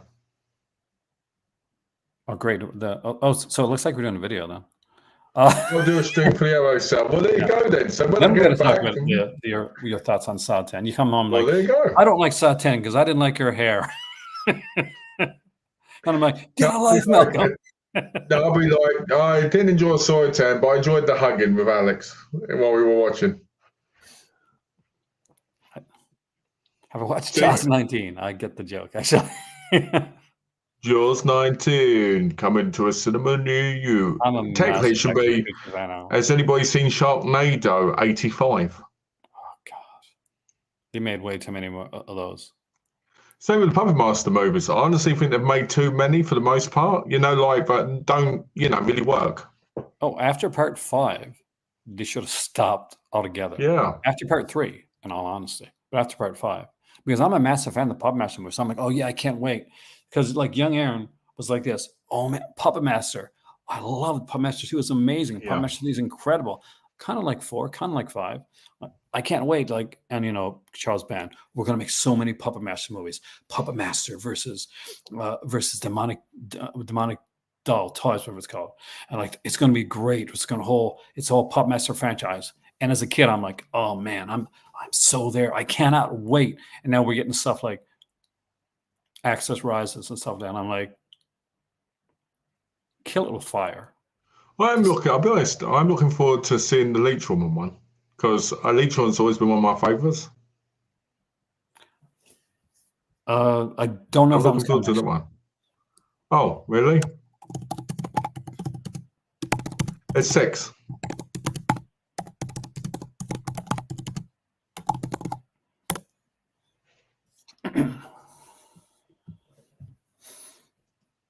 Okay, well, I'm not, whatever. If it comes, it comes. If it doesn't, it doesn't, I'll be honest. It was fun for what it was. It was not good, but it was okay. It was watchable. Yeah, the only reason I brought up the later one was because I like that character, It is a good character. And they took it. Who doesn't like, let's be honest, who doesn't like watching a doll, a puppet, vomit up leeches on a guy's nipples? Right, and him go, oh, darling, oh, what are you doing to me? I love it. I can't believe the studio made him take Leech Woman out. Stupid. It's one of the best characters. It's like taking Blade out. Oh, you cannot. There's 6 Sharknadoes, Matty. There's 6. Yeah. It might be me, but I think I would tell them to keep on going with the Sharknado before I said the same with the Tremors. Have you seen the later Tremors movies yet? Not exactly. And I got them. I'm the sucker that bought them all. Puppet Master versus Evil Bong. Have you seen that one? Is that real? Yes. They've gone too far, Malcolm. They've gone too far. Alan, if that is real, I will cry, because Evil Bong was a concept for one good movie. It's gone for like 9, isn't it now? And it didn't deliver on that. Stuck in Access Rising. Yeah, I know. Hey, when you're hey, in the latter Puppet Master movies, one of the best things is the blonde dude from The Ring plays Andre Chillan, and that's one of the highlights of the film. I'm not freaking joking. Then you're like, yeah, maybe there hasn't been a good character, like puppet character, since Torch and Six Shooter. Yeah, agree. And some of the later characters are kind of iffy, the ninja characters. They look really lazy. I love Jester. Stuff like Ooga Booga, and I'm like, yeah, we won't even get into that. Yeah, I know. You're like, that's as far as you go. You're like, okay, moving on. I loved Jester. I loved the way his face used to spin around and show emotions. I thought that was so clever. You fell for it. Oh no, jokes on you, Alan, because now that you've said it, you put it into out into the atmosphere, and Charles Band feeds like a psychic vampire and you on know bad that ideas. You know that will happen. They did do Ginger Dead Man versus Evil Bong. You've made this happen. It's on you, Alan. And you know what? When it does happen, Alan, you'll get a free copy for him for recommending it. Paymaster versus Dildo, mate. Come on, Glenn. Probably better, actually. Just wanted it there. I can tell you right now, Glenn would buy that movie in a heartbeat. What happens is you get a collector's edition that has puppets with holes, like in the bottom to put on like a stand, and the stand is made of a. Here's the thing: like Charles Band would make that. Like at this point, nothing's off the table. When Corona Zombies came out, I was like, okay, Charles Band making it. I couldn't believe that when he made that. That was tasteless and friggin' stupid. Yes, I just got a notice. Is it from Charles Band? Everybody, I need you to say hip hip hooray, because I've got some brilliant news. I've just got a notification saying that my Men Behind the Sun trilogy is shipped. Nice. For Massacre Video. Oh, look at that. I know it's shipped in my place. Oh no! Look at the address. Wait a minute. Why is it going to Morocco? Oh, what the hell? It's not on there. It says it's going there. Oh, you changed it. Evil. No, I'm happy because I was worried about that. Okay, I want this movie. Puppet Master versus Muppet Pastor. Brilliant. See, now that would be hilarious. That'd be hilarious. That. Very nice. I'll lend them to you if you want. After I've watched them. But like, can you imagine? Like, it's time to it's time to do the sacrament. Oh, there's nothing like. There's no. You know what we'd like? It'd be like Happy Time Murders. Except good. Oh come on! You didn't like the bit where he was having sex with the female puppet in his office and then sprayed sprayed silly string all over the. It wasn't like Meet the Feebles good. Then you get spoiled, Alex. There you go. It's okay, but it's not Meet the Feebles good. I like Meet the Feebles. That's my favorite puppet. What did you say earlier? Did I miss something? Oh. What did I miss? Oh, we do the stream. We are definitely doing a stream. I totally did not miss that one. I'm excited. Let me tell you something, guys. Aaron will do anything, right, for any reason to do a stream with me every day if he can. I tell you, that's it. That's what happens. It's like yes, today I'm like, holy crap! Like it looks like there might be a movie coming out sometime in the near future. We should do a stream on that. Exactly. Taylor Swift. Apparently, there we go. We're going to be talking about that when we ain't got anything else to talk about. Yeah, Taylor Swift. If it's been filtered, Alex, sales starts at 10 a.m. tomorrow, by the way, UK time. Shall we meet at 12:30 so we can have a go around town before the film? So then you can get back. Yes, that'd be really good, especially if you pick up some stuff from sale. Go on then. I'll meet you at 12:30 tomorrow. Hopefully the bus comes before then, so that'd be nice. But yeah, let's do it. When you see in the background, there's this somebody like a ninja, you mean a creepy guy in a hat going here. No, but he's wearing like the black ninja outfit. And you'd be hilarious in a ninja outfit. Then after 10 minutes, passes out from heat exhaustion because he's wearing a black outfit. Damn it! Imagine wearing it there though. Imagine this is what always amazes me. This always amazes me. In the more Arabian countries. Right, yeah. When you see the women that are covered in that, because of the culture and stuff. Yeah. In burqa, right? That's what it's called. Some of that are here too. Because there's not a lot, but we do a some. Well, I didn't want to just say that because I don't know. I appreciate that. So, and you see them in that heat, that hot weather, wearing that, you're like, the only way you can deal with that is if you've always been like there, surely, because. Whew, if I wore when I wear black, even just like a shirt, and I'm out, and it's hot, it's like, oh boy. I actually asked him about that. I think the materials is more breathable. Yeah. The Puppet Master versus Aaron Penn. Obviously, I win. Yeah, because I'll have the. What do you think's the lamest puppet? The lamest puppet in the history has to be.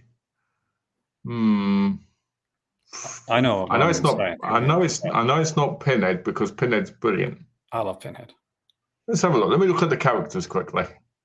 Puppet Master puppet list, because I'm thinking of the original ones. There's actually a Puppet Master video game like that out there. Like I think it's in beta, but I used to play it. Is it a computer game? Yeah.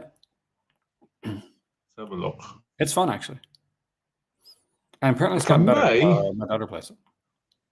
Come on, load. She was one of the original beta testers. Oh, that's nice. Andre Talon is not a puppet. Yes, he is. Well, he turns himself into one technically, doesn't he? Decapitron. Decapitron. Decapitron. Yeah, okay. I didn't remember that one. That's because that's my choice for name is puppet. There's an Adolf puppet? Mr. Punch? Which one's that? Ninja puppet. Oh, some of these were only in one movie. So yeah, the Ninja puppet was really bad. Oh, that was Mephisto was as well. Oh, Tank wasn't good either. That's part 6, right? Curse the Puppet Master. Yeah. Yeah. And then you've got the German puppets, under the N word. I don't even consider them. Like I don't even consider them. No, the Kamikaze one was terrible. That was really. I felt that was a bit, on the. Was that the brother? Was that the brother? Yeah, that was on the bit of the racist side. I'm surprised. Lovely. Was that the Kamikaze, the Japanese puppet? Yeah. It was hilarious, don't get me wrong, but it wasn't good. That's the worst one. Him and Tank, I reckon. I ain't seen all the puppet masks, especially the newer ones, in a long, long time. Punches in Punch and Judy. Yeah. I remember. It needs a friggin' quick aside here. It needs an amazing 4K or at least a Blu-ray special edition release. This is a joke. I can tell. No, in all seriousness, Scream Time. Because the Punch and Judy, it's got the Punch and Judy. I love Scream Time. It's like a portmanteau. It's like an anthology film. Okay. It's a British one, and it's really, really good. I really liked it. What needs a 4K is Funny Man. Oh yeah, that song at the end of it, man. Every time I used to watch the movie, afterwards that song gets stuck in my head. I remember Dad bought it from I think Video Search Miami. Didn't you, Dad? We bought them from Video Search Miami. It's got that. And it's got that song at the end of it. But it's still in my head right now. The freaking song's in my head right now. What was I going to say before that? That could easily be in a Volume 3 Christopher Lee set, I reckon. 100%. Oh yeah.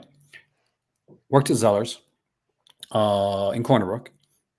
You got to remember these days. And there was an end cap back in the days, VHS.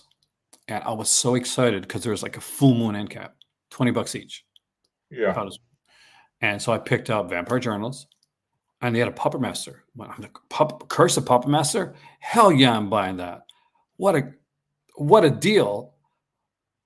Got home, put it on, started watching it. Got a bit confused, got a cup of tea, paused the movie, got a cup of tea, came back, started watching it, paused it. This is not a lie, by the way. Made a snack, came back, finished watching it. I'm like, that is a horrible, horrible movie. And I was a big fan, my dad can tell you, I'm a massive full moon Puppet Master fan. Yeah. But that movie almost broke me. Let's be honest, right? I know a lot of people don't like it, but I really like it.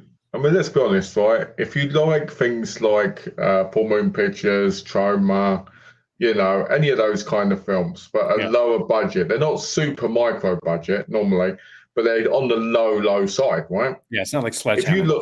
If you like them, right, you're willing to forgive a lot of things. So when it's really bad, you know that there's a problem with it. Yeah.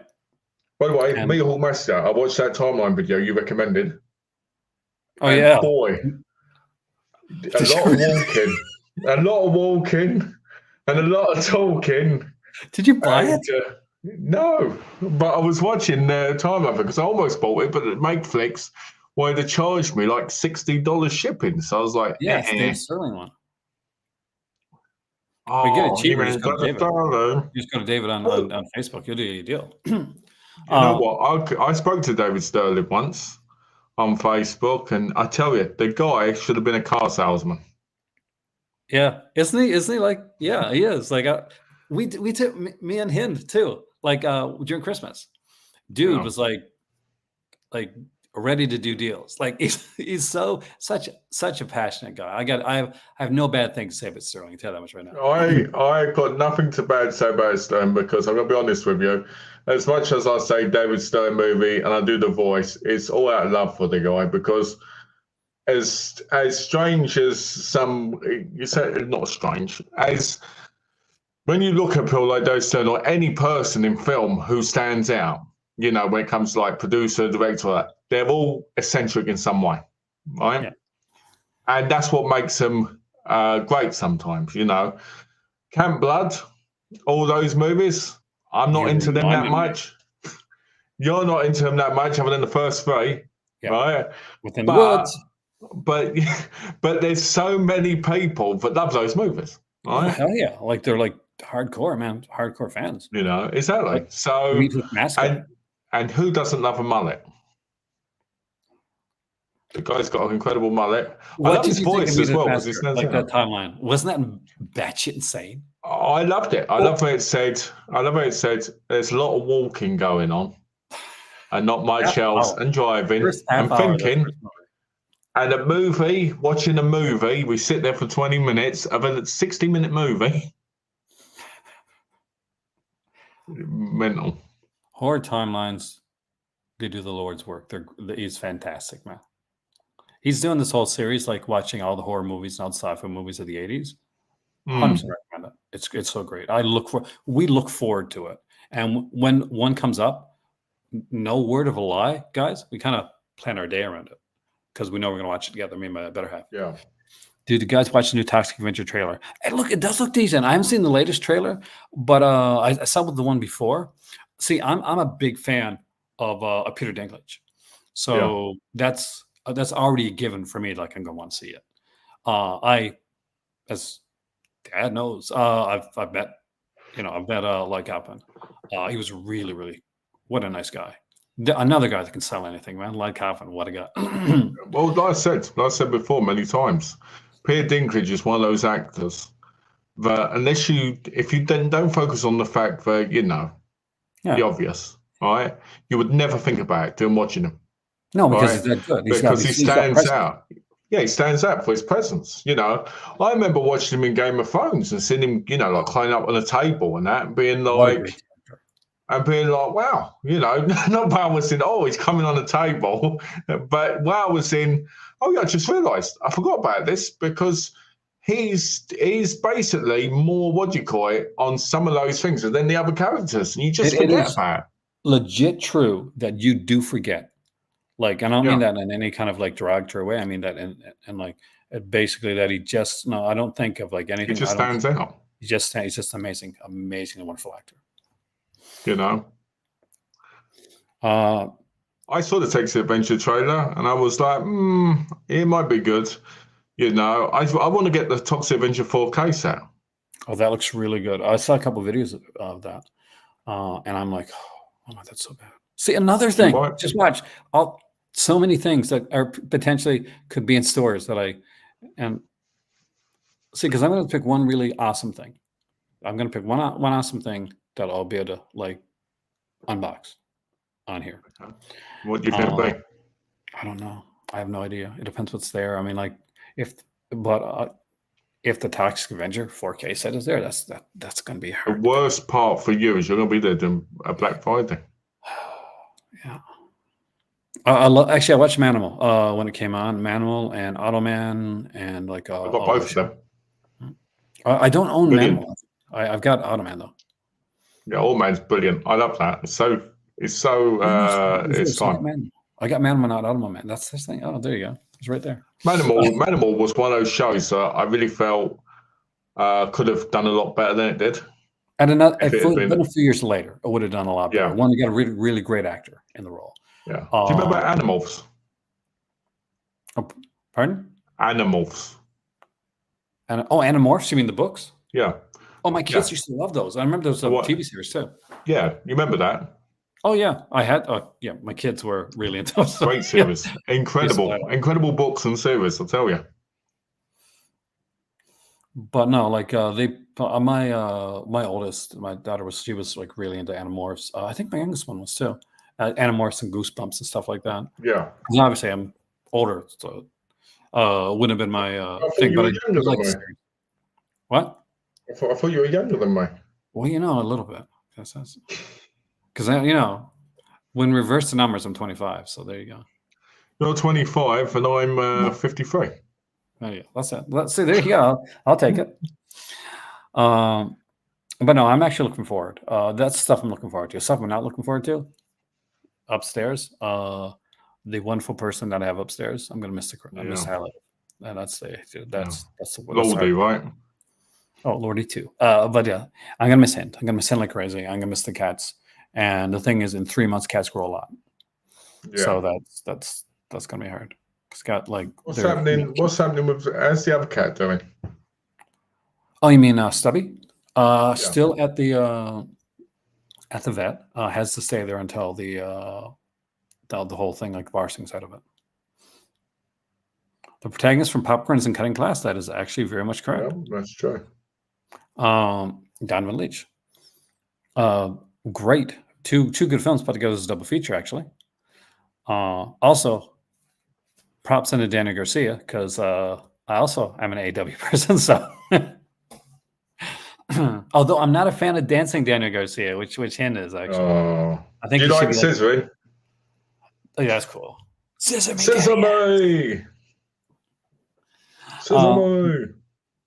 There's some people that don't watch wrestling that are going to be, what the hell are they saying? Because out of context, right?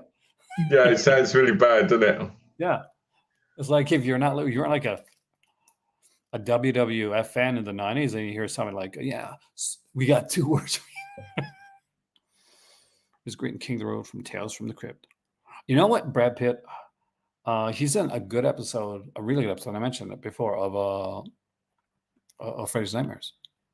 Did you watched Freddy's Nightmares, right? I've seen it a couple of times. I think on the Horror Channel back in the day, but not enough to remember it very well. Mariska Hargitay has a good episode. Christian Cage, yes. What I love, by the way, here's the thing. I am not. I heard you had a father. And like me, he's not going to be proud of you because he's dead. I am not a Brian Alvarez fan. Let's put that at the red right now. I'm not a Brian Alvarez fan at all. So the fact that Christian Cage in the media scrum, literally, he decimated him, didn't he? He did. He bitch slapped the hell out of Brian Alvarez. And I was like, oh yes, thank you so much. You know what? I'm going to be honest with you, Christian. I will say this right now. It's at the end of his wrestling time in the next few years, right? Possibly. Of course, kind of say he knows that for sure. But I believe he's probably a genuine best heel as an older wrestler in the business, right? Yes. He just pulls it off so well. He's got that look. He's got that presence, the way he moves, the way he talks. He's perfect, right? I honestly believe if he had been this 20 years ago, he was a multiple-time world champion. I mean properly. I mean the fact that he had that chance, you know what I mean? Like in WWE, I mean, because he was a heel. Because he was world champion. Yes. But I mean, I'm talking about in a more, what do you call it, sense? I'm talking about where it stood out. It stood out in TNA, don't get me wrong. Oh, man, was it good in TNA? What a great run that was. Yeah. But I'm talking about in WWE, I just feel Vince never gave him a chance. Vince didn't like him. Didn't like the look for Christian, actually. You know. What's Well, your Christian may Copeland turn back spot? to tag. Yeah, they'll eventually they'll end off like probably tagging together. I think that's what's going to happen. They're going to have this rivalry, and then the last match will probably be them tagging together, and probably against the Hardy Boys. And the Dudley Boys in a TLC match. No. I watched Impact 1000. No, just no, man. No. Well, unfortunately, sad. Did you see Impact 1000 yet? Yeah, that was awful. Apparently, Devon Dudley was terrible, wasn't he?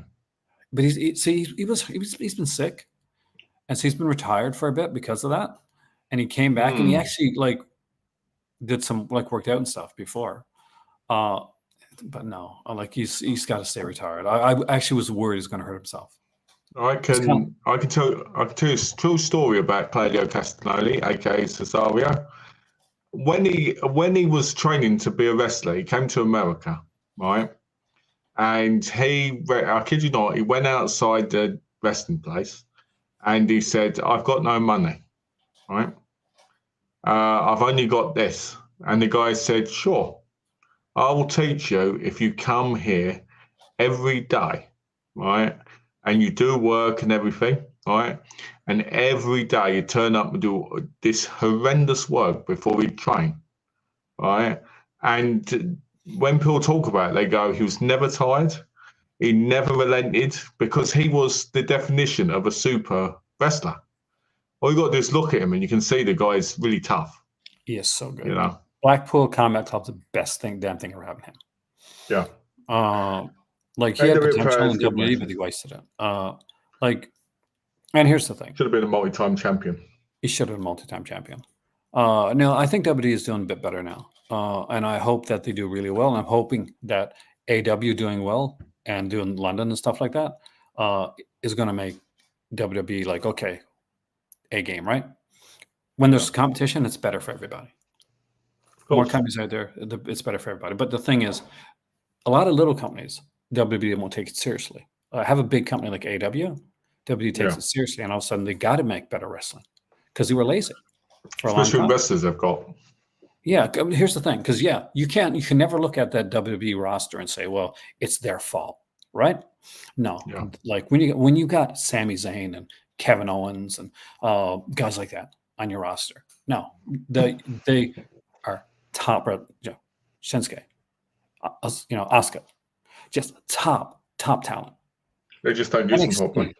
NXT is the best thing they got going right now. NXT is just so good. I actually watched much NWA recently. NWA Power, I can tell you right now, I'm not going to be negative about it, but it's not as good as when I was watching it when it first started airing on YouTube. There's some great matches with the really, really good people they've got, don't get me wrong. Okay, when they lost Nick Aldis, that was one of the worst things they could have done because that guy was like the modern Ric Flair for them. He's gone to WWE, it's actually behind the scenes. Yeah, but it's just sad because he was basically the modern Ric Flair for NWA. Remember when it was Magnus in TNA? Yeah. And he was in the British Invasion with Douglas Williams, and I can't remember the other guy. Eric Young. Yeah. Who's that British? Hey. Well, you know what I mean. Yeah, no, it's not you. It's TNA. Oh, okay, yeah. But yeah, no, I mean, I will say negative. Tyrus, what the hell? What the hell? How can you make him and Matt Murdoch? Is it Matt? No, not Matt Murdoch. Trevor Murdoch champions. I get Trevor Murdoch a bit because old school NWA, if you looking like my sure, he'd be like Harley Race, wouldn't he, in a way? Yeah, very much like that. Very much like no. There's a guy in AWA. Oh God, what's his name again? No, the guy. He was like. Gagne? No. That was. He was like, but he had the Trevor Murdoch type of look to him, and he was always kind of on top type of guy. He was a kind of brute, brawling type character. My dad's here. Jack Mulligan. No, not in that good a shape. But what I'm saying is, as much as Trevor Murdoch was all right, he was never classified, in my view, as top tier. No, should not be champion. To me. Gunther and Chad Gable, great wrestlers, by the way. Amazing wrestlers. Dragunov, incredible. Daniels, I mean, like, Daniels, I guess his best days are unfortunately behind him, but I still think he's good. Kaz, same thing. It's crazy. I think Crystal Daniels is like 56. I know. Billy Gunn, like, man, how the hell do you get in that shape at his age? Holy crap! Like, what did you think of Crystal Daniels' win when he became Ring of Honor champion? I mean, like, what did I think of him as champion? Yeah, no. Did you think? Well, yeah, basically, because I personally thought it was kind of like a Cinderella story in a way.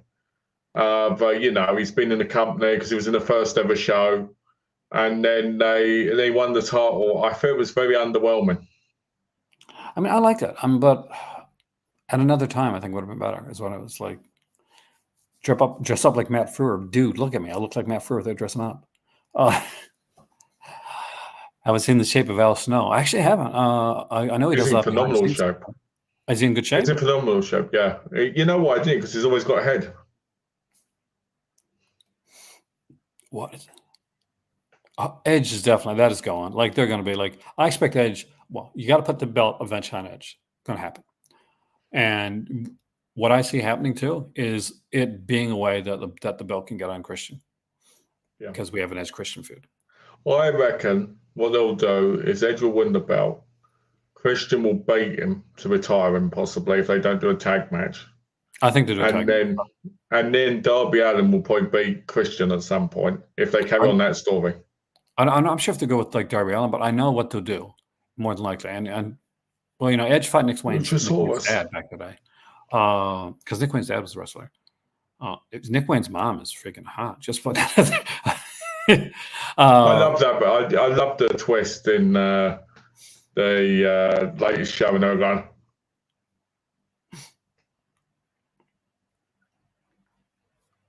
I haven't watched the Wrestler series yet. I hear it's good though.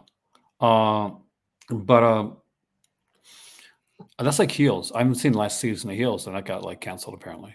I was so pissed about that. What was I going to say? Yeah, I mean, like what right now? Here's the thing with AEW. A little bit of breakdown. I think they got the best roster going at this point. I think they have the best roster wrestler-wise. They got a nice mixture of some old school guys, but a lot of up and comers. A lot of guys that are like the Daniel Garcias that are there, the Acclaim, MJF. It doesn't get much better than that, right? Yeah. And just got the Darby Allins and guys like that. You got the Orange Cassidy's, a guy you didn't think was FTR. Perhaps FTR. And you have like the Aussie Open of massively improved. Massively improved. But here's the thing. They got also a fantastic women's roster, but they're friggin' wasting them. They are wasting them. Like Toni Storm, she's massively over right now. Timeless Toni Storm, right? Yeah. Nothing is better in wrestling for me right now than a Toni Storm promo. It's just so freaking good. She gets everything right. If they mess up Toni Storm, they will majorly messed up. She should be the one who takes the belt from Saraya. Somebody needs to look at Tony Khan, and I do like Tony Khan. Slap him upside the head and say, "Get somebody else to book your women. Obviously, you don't care about them." I watched Phoenix and Penta when they were in Mexico, and then when they went to the indie circuit with Drago, I think it's Drago, the guy who used to have this kind of tongue thing that stuck out. With Mist and that, right? And he was with them. And there was another guy, and they used to always come here at the shows together, especially at like PWG events, right? Phoenix, to me, is Phoenix and Penta both became champions in AAW, right? Incredible work with Sammy Callahan, right? But I'm going to be honest with you, Penta is the superior one to Phoenix. You think so? Yeah. Well, look at Phoenix. Phoenix has been injury prone a little bit. Tiffany Stratton, I agree, is really she's a star. I'll tell you, super hot. Becky Lynch. But I mean, like, okay, yes, she is, but like, I mean, like I see Tiffany Stratton as a future star. When she was doing the man run, you know, and all that. Oh God. I want a Jade Cargill Tiffany Stratton feud. Because just picture it. I'll tell you what I want to say. I want to say Becky Lynch, Tiffany Stratton, Soraya, right, and Jade Cargill, and let's go shotgun, right. Who was the other one? Oh, there wasn't another one. I want to see them in a bar and panties match to see who's going to win. Hopefully, we'll see a little bit more from it. Have a great evening. I'll speak tomorrow. Thanks for a great chat. Take care, Alex. Thanks for popping in. Appreciate it. Mandy Rose. Mandy Rose. You know what? I saw Mandy back, but she doesn't need it. She's making a ton of money. I saw Mandy Rose when she was on, Total Divas, and I thought this woman's. You watched Total Divas? I did. I watched Total Divas every week and Total Bellas. Hey, Josephine. Oh, that's all right, Josephine. We're just happy for you you've survived. You know? I used to watch it all the time. Total Bellas is what I learned that Nikki Bella likes to use the What's Total Bellas? Total Bellas was basically just based on Brie and Nikki Bella and their relationship with Bryan Danielson and There's a spinoff? There was a spinoff? Yeah, it went on for 4 seasons. I was today years old when I found that out, I guess. So I'm not a massive reality person, guys. Last night I watched Trick or Treat for the first time. Wow, you lucky. That's a good one. It was a blast. I love Brian Cox as the crushy old man and Dylan Baker. Good. I cheers, Josephine. You did a great choice there picking that. Especially for the first time. Brilliant movie. Friggin' underrated actor, by the way. Dylan and you can never go wrong with Brian Cox either. But still, aside from Mads Mikkelsen, he's my second favorite Hannibal. Is Happiness the one for as Philip Seymour Hoffman in? I think so, yeah. That's what I'm thinking of. Best scene is obviously the scene with him where he's, One thing you guys need, you always need to realise, if there's some dirty stuff going in the movie, that's always what I remember first. I thought you didn't watch the nude scene. You're like, no. I don't. Not my virgin eyes. I skip, not but my I have virgin to eyes. know. But I have to know to show people, to tell people, to warn them. So you're like, so in actuality, that's what Mr. Skin was really doing. It was putting it there this whole time. Make sure you don't watch that scene. 12 minutes in, there's a nude scene. Make sure you skip over that one. So Mr. Skin was actually doing it for the Mormons. It's that scene with Sally Field with Robin Williams where she goes, the whole time. That's what happened with Mr. Skin. That's funny. I got to talk to your 17-year-old, man. Trick or Treat's really good. You know what? Me and Aaron, we're going to turn up. We're going to clear the room here because we're going to have to, this is going to be like The Exorcist because we're going to have to, wear my baseball hat backwards so that I can so we can do the scared straight thing. By the time we're done, right? They won't say that anymore.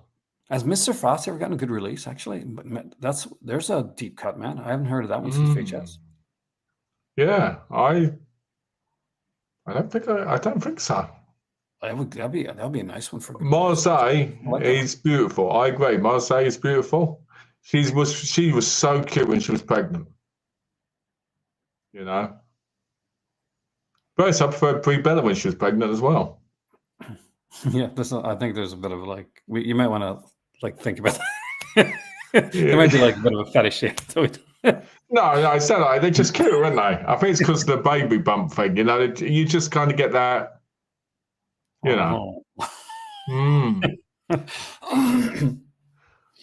Anna Paquin was good in Darkness and Trick or Treat. She was. Oh my god, she was great. Oh, she was great in. Was it True Blood? Yeah, I loved. You know what I used to do when she used to come on the screen? Suki. When she come on the screen, I'd always go sucky, sucky, sucky. Because I used to just, and I loved the bits with Bill, the vampire, when he goes leave her alone. And they'd go, calm down, Bill. So like, leave her alone. Calm down, Bill. For like 20 minutes. Who would have thought it'd been so good? Oh, here we go. No, don't do like the one thing we don't make jokes about, Alan, are like people pass somewhere. Let's not do that. Nomads is really good, and so is Taffin. And Livewire. Oh, Livewire's great. I love Wire. I love Livewire. Do you like Detonator? 1 and 2? Yeah. And Pax America True Blood co-star. I didn't finish True Blood. Did you finish it? No, I haven't watched the first season 8 times. So I think didn't the main guy leave or something like that? Like the main. Yeah, I think so. I think he did.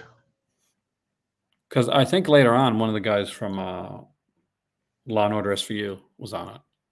I have never seen that season though. She was really good in X-Men too. Yeah, for that time.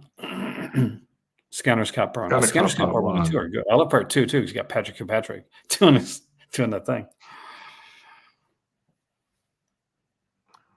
The question is, do you want Scanner Cop 3 to come out? Yes. Very much so. You can do a TV series, like HBO series for Scanners Cop. Oh, that'd be incredible, wouldn't it? I'll do it. You'll be the Scanner Cop in it. Oh hell yeah! I'll be Scanner Cop. See, look, this is my scanner hat.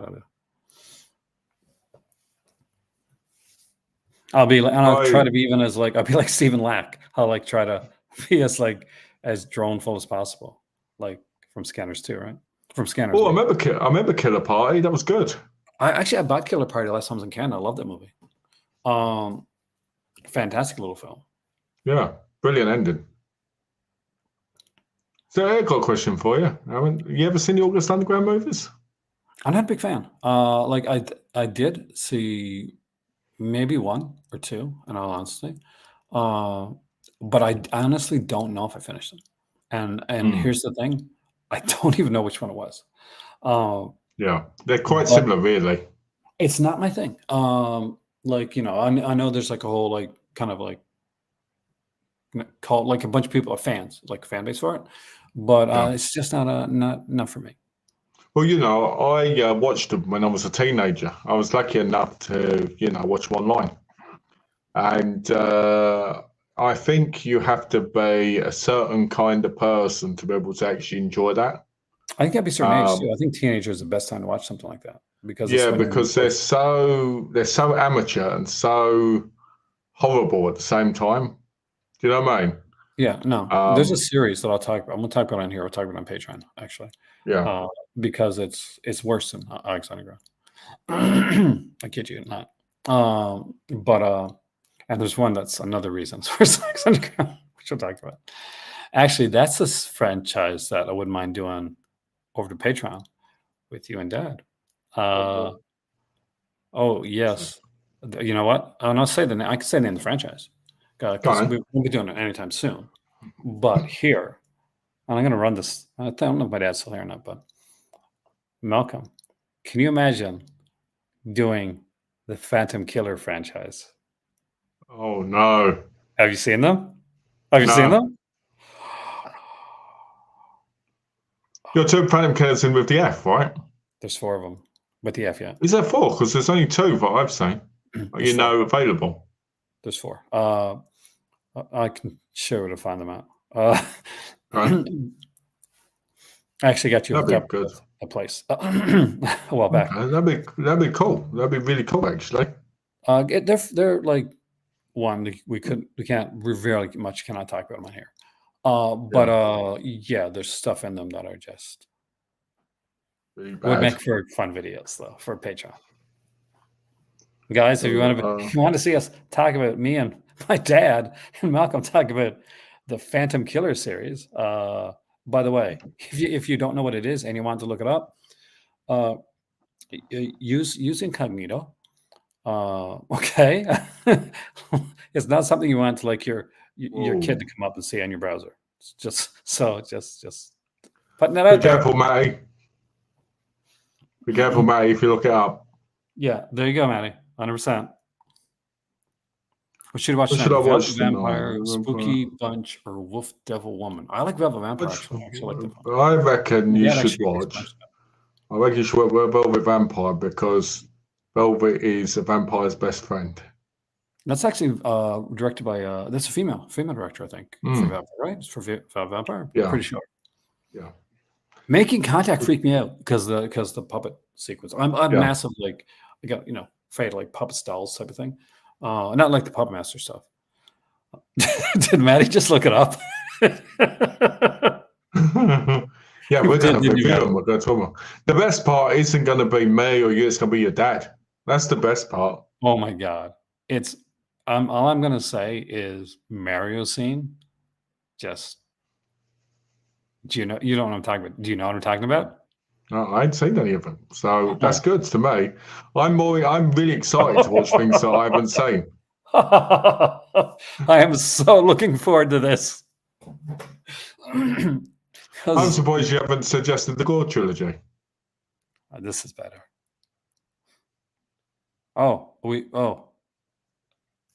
Okay. Here's the thing, Maddie. I'm not sure if you've seen them, but if you haven't, one, put on an incognito or whatever type mode. Phantom Killer with an F. There's 4 of them. I kid you not. Those are definitely 100%. Because I think certain things about it, especially when Dad, guys are going to enjoy the hell out of some parts of these films. I don't know if you've realised this yet about me and Glenn, Aaron's dad.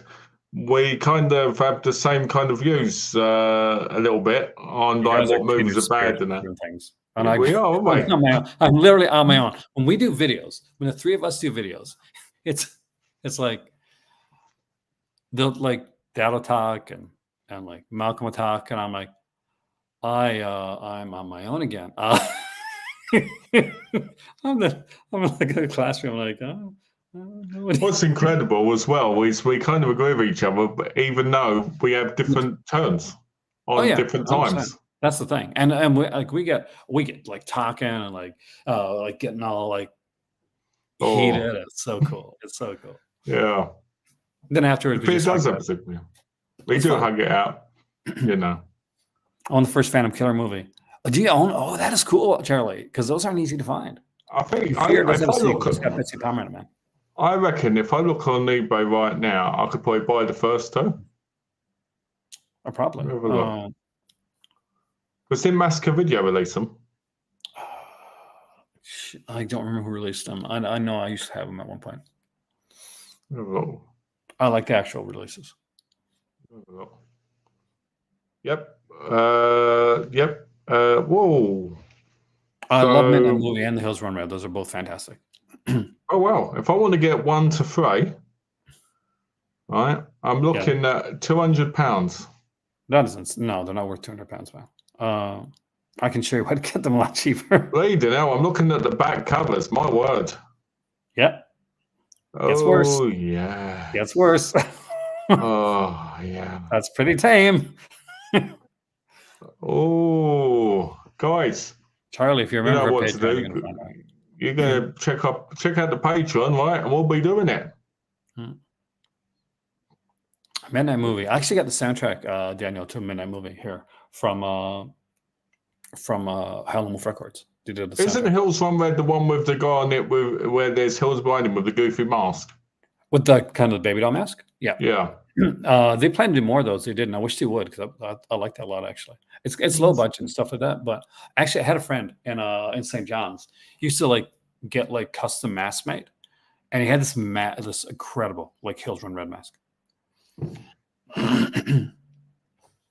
Suck is definitely a great title for a vampire movie. Suck. It's a great title for a lot of types of movies. No, I mean not in that. No, I actually didn't mean it that way that time. Oh God. Yeah, there you go. No, I was being genuine. Yes, I do have hot slice pizza girls because I bought the 5 films 5 years ago. He didn't ask you. He asked me. Well, too bad. Now you can answer. I do have saucy pizza girls, and I'll be honest with you, I watched that and I really liked it. I think actually, without the actual sex scenes in, it still would be a great comedy film. It would. I've been saying that for years, actually. Bob Chin directed that one. Bob Chin's one of the better directors when it comes to that type of stuff. And most of Bob Chin's movies, if you took it the adult stuff, it'd still be a good movie. And he's got a good head for comedy. They're the best kind of movies. Well, that's the thing. The early stuff, the 70s, early 70s, like even into the early 80s, you got stuff where basically there was story. And then it got boring. It's like, oh, look, here's 50 scenes for 4 hours. Come on. Yeah, I hate, the ones I hate the most is where it's just scene after scene. I think that's what's wrong with it now. When you look, there is just scene, no real, And then you get shocked when you find one that's a story. Yeah. You're like, what the hell? Like, what's this pure taboo thing? I have seen Eating Well. I have seen that. Fantastic. I've seen it. I saw it ages ago. My cousin recommended it. Good movie. And it's a really, really good movie. Paul Bartel. Fantastic. Mary Warnoff. Todd Brown's classic, The Unknown. I love Todd Browning. Rockula. I was, I'm going to be honest. I haven't seen Rockula in years. It didn't really resonate with me when I first saw it. It might be good, but VHS was the last time I saw Rockula. So that's same with remember that Jim Carrey one? What's it called again? The vampire one? Oh. What's Vampire Bite or something? It's something like that. Vampire Kiss? No, the Kiss one is like Nicolas Cage. I know what one you're talking about. Yeah, the Shout Factory released it in a double pack. Yeah. But anyway, so I didn't like it. I've liked Jim Carrey. And I like his kind of humor. And there's it's an early film, right? I was kind of mad. Once Bitten. Once Bitten. There you go. I didn't like it. I didn't like it. I was like, it's all right. It's okay. Glenn's sitting there shaking his head like, how do you not know this? Well, Dad is the master of vampire movie stuff. He knows that, vampire and werewolf movies. That's Dad's thing. Hey, Glenn, you like watching a lot of films with sucking in, don't you? Like Suck, the vampire film. Love Once Bitten. See, there you go. See, a lot of people do love Once Bitten. For me, I just didn't. I couldn't. I mean, there's one scene, in there's kind of it's a sort of a dance scene, where he gets use kind of physical humor that Jim Carrey would become so famous for. That I thought was really good, but overall, it was kind of dry for me.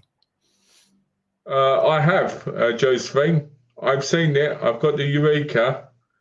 And I haven't watched Eureka, but I've watched it before. I really like that film. Another really good one is, if you want to go Criterion, is Saw the Dome. Saw the Dome is brilliant. Another film is, how do you spell it? How do you say it? Opacado, which is a horror one with a mask on the cover. Do you know what I'm talking about? You mean Unibaba? It's black and white.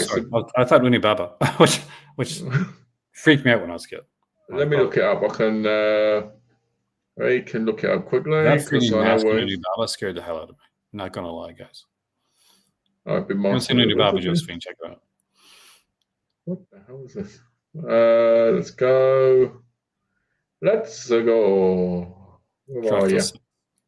I've never seen Dracula Sucks. I'm too innocent and virginal to have seen something like that.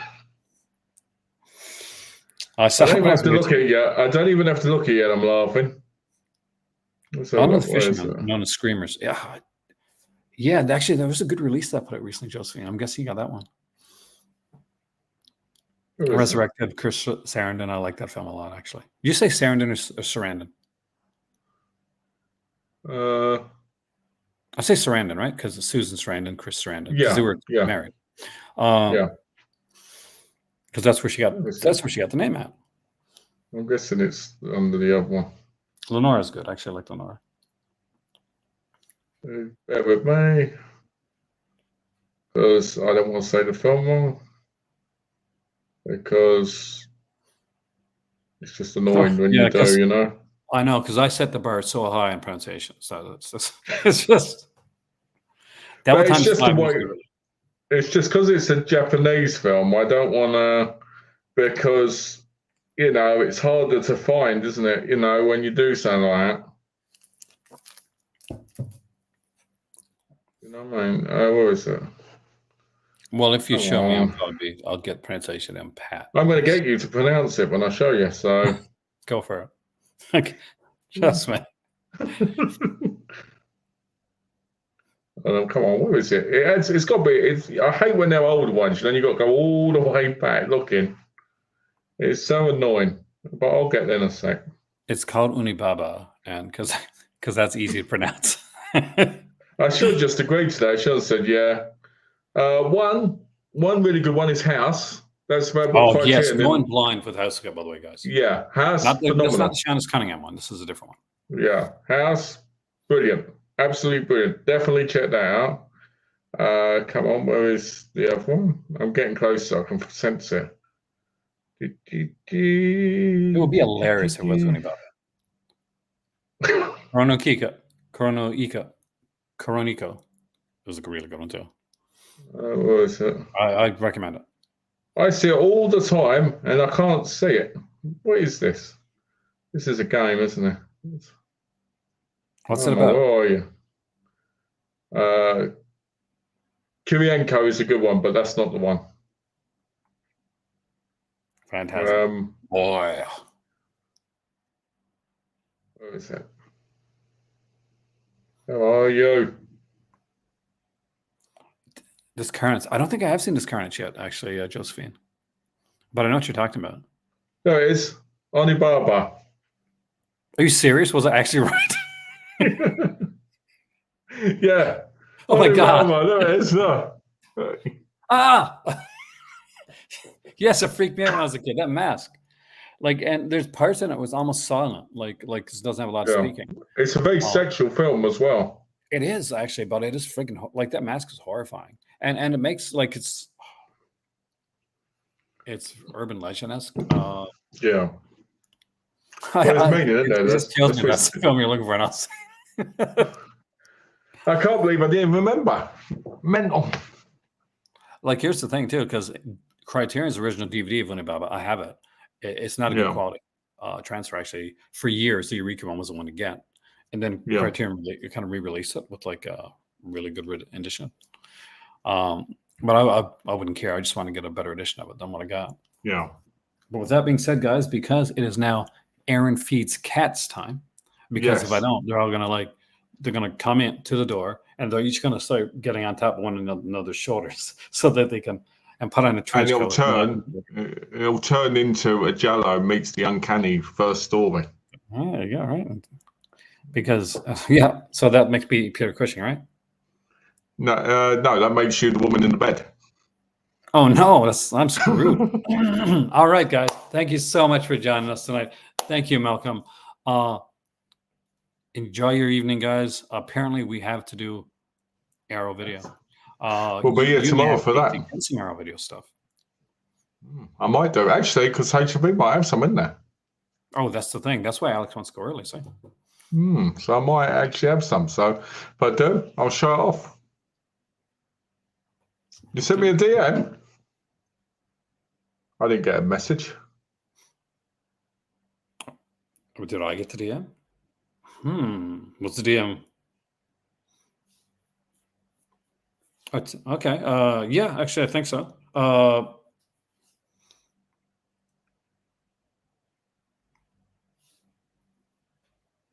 Okay, perfect. So I'll let you know after the stream. So stick around, Malcolm. Nah, I'm going to leave straight away because I never talk to you, do I? No, never happens. The cats hate you sometimes because it takes me so long. Yes, they do. Thank you, guys. We will see you next time right here in the Call to Cinema. Take care, guys.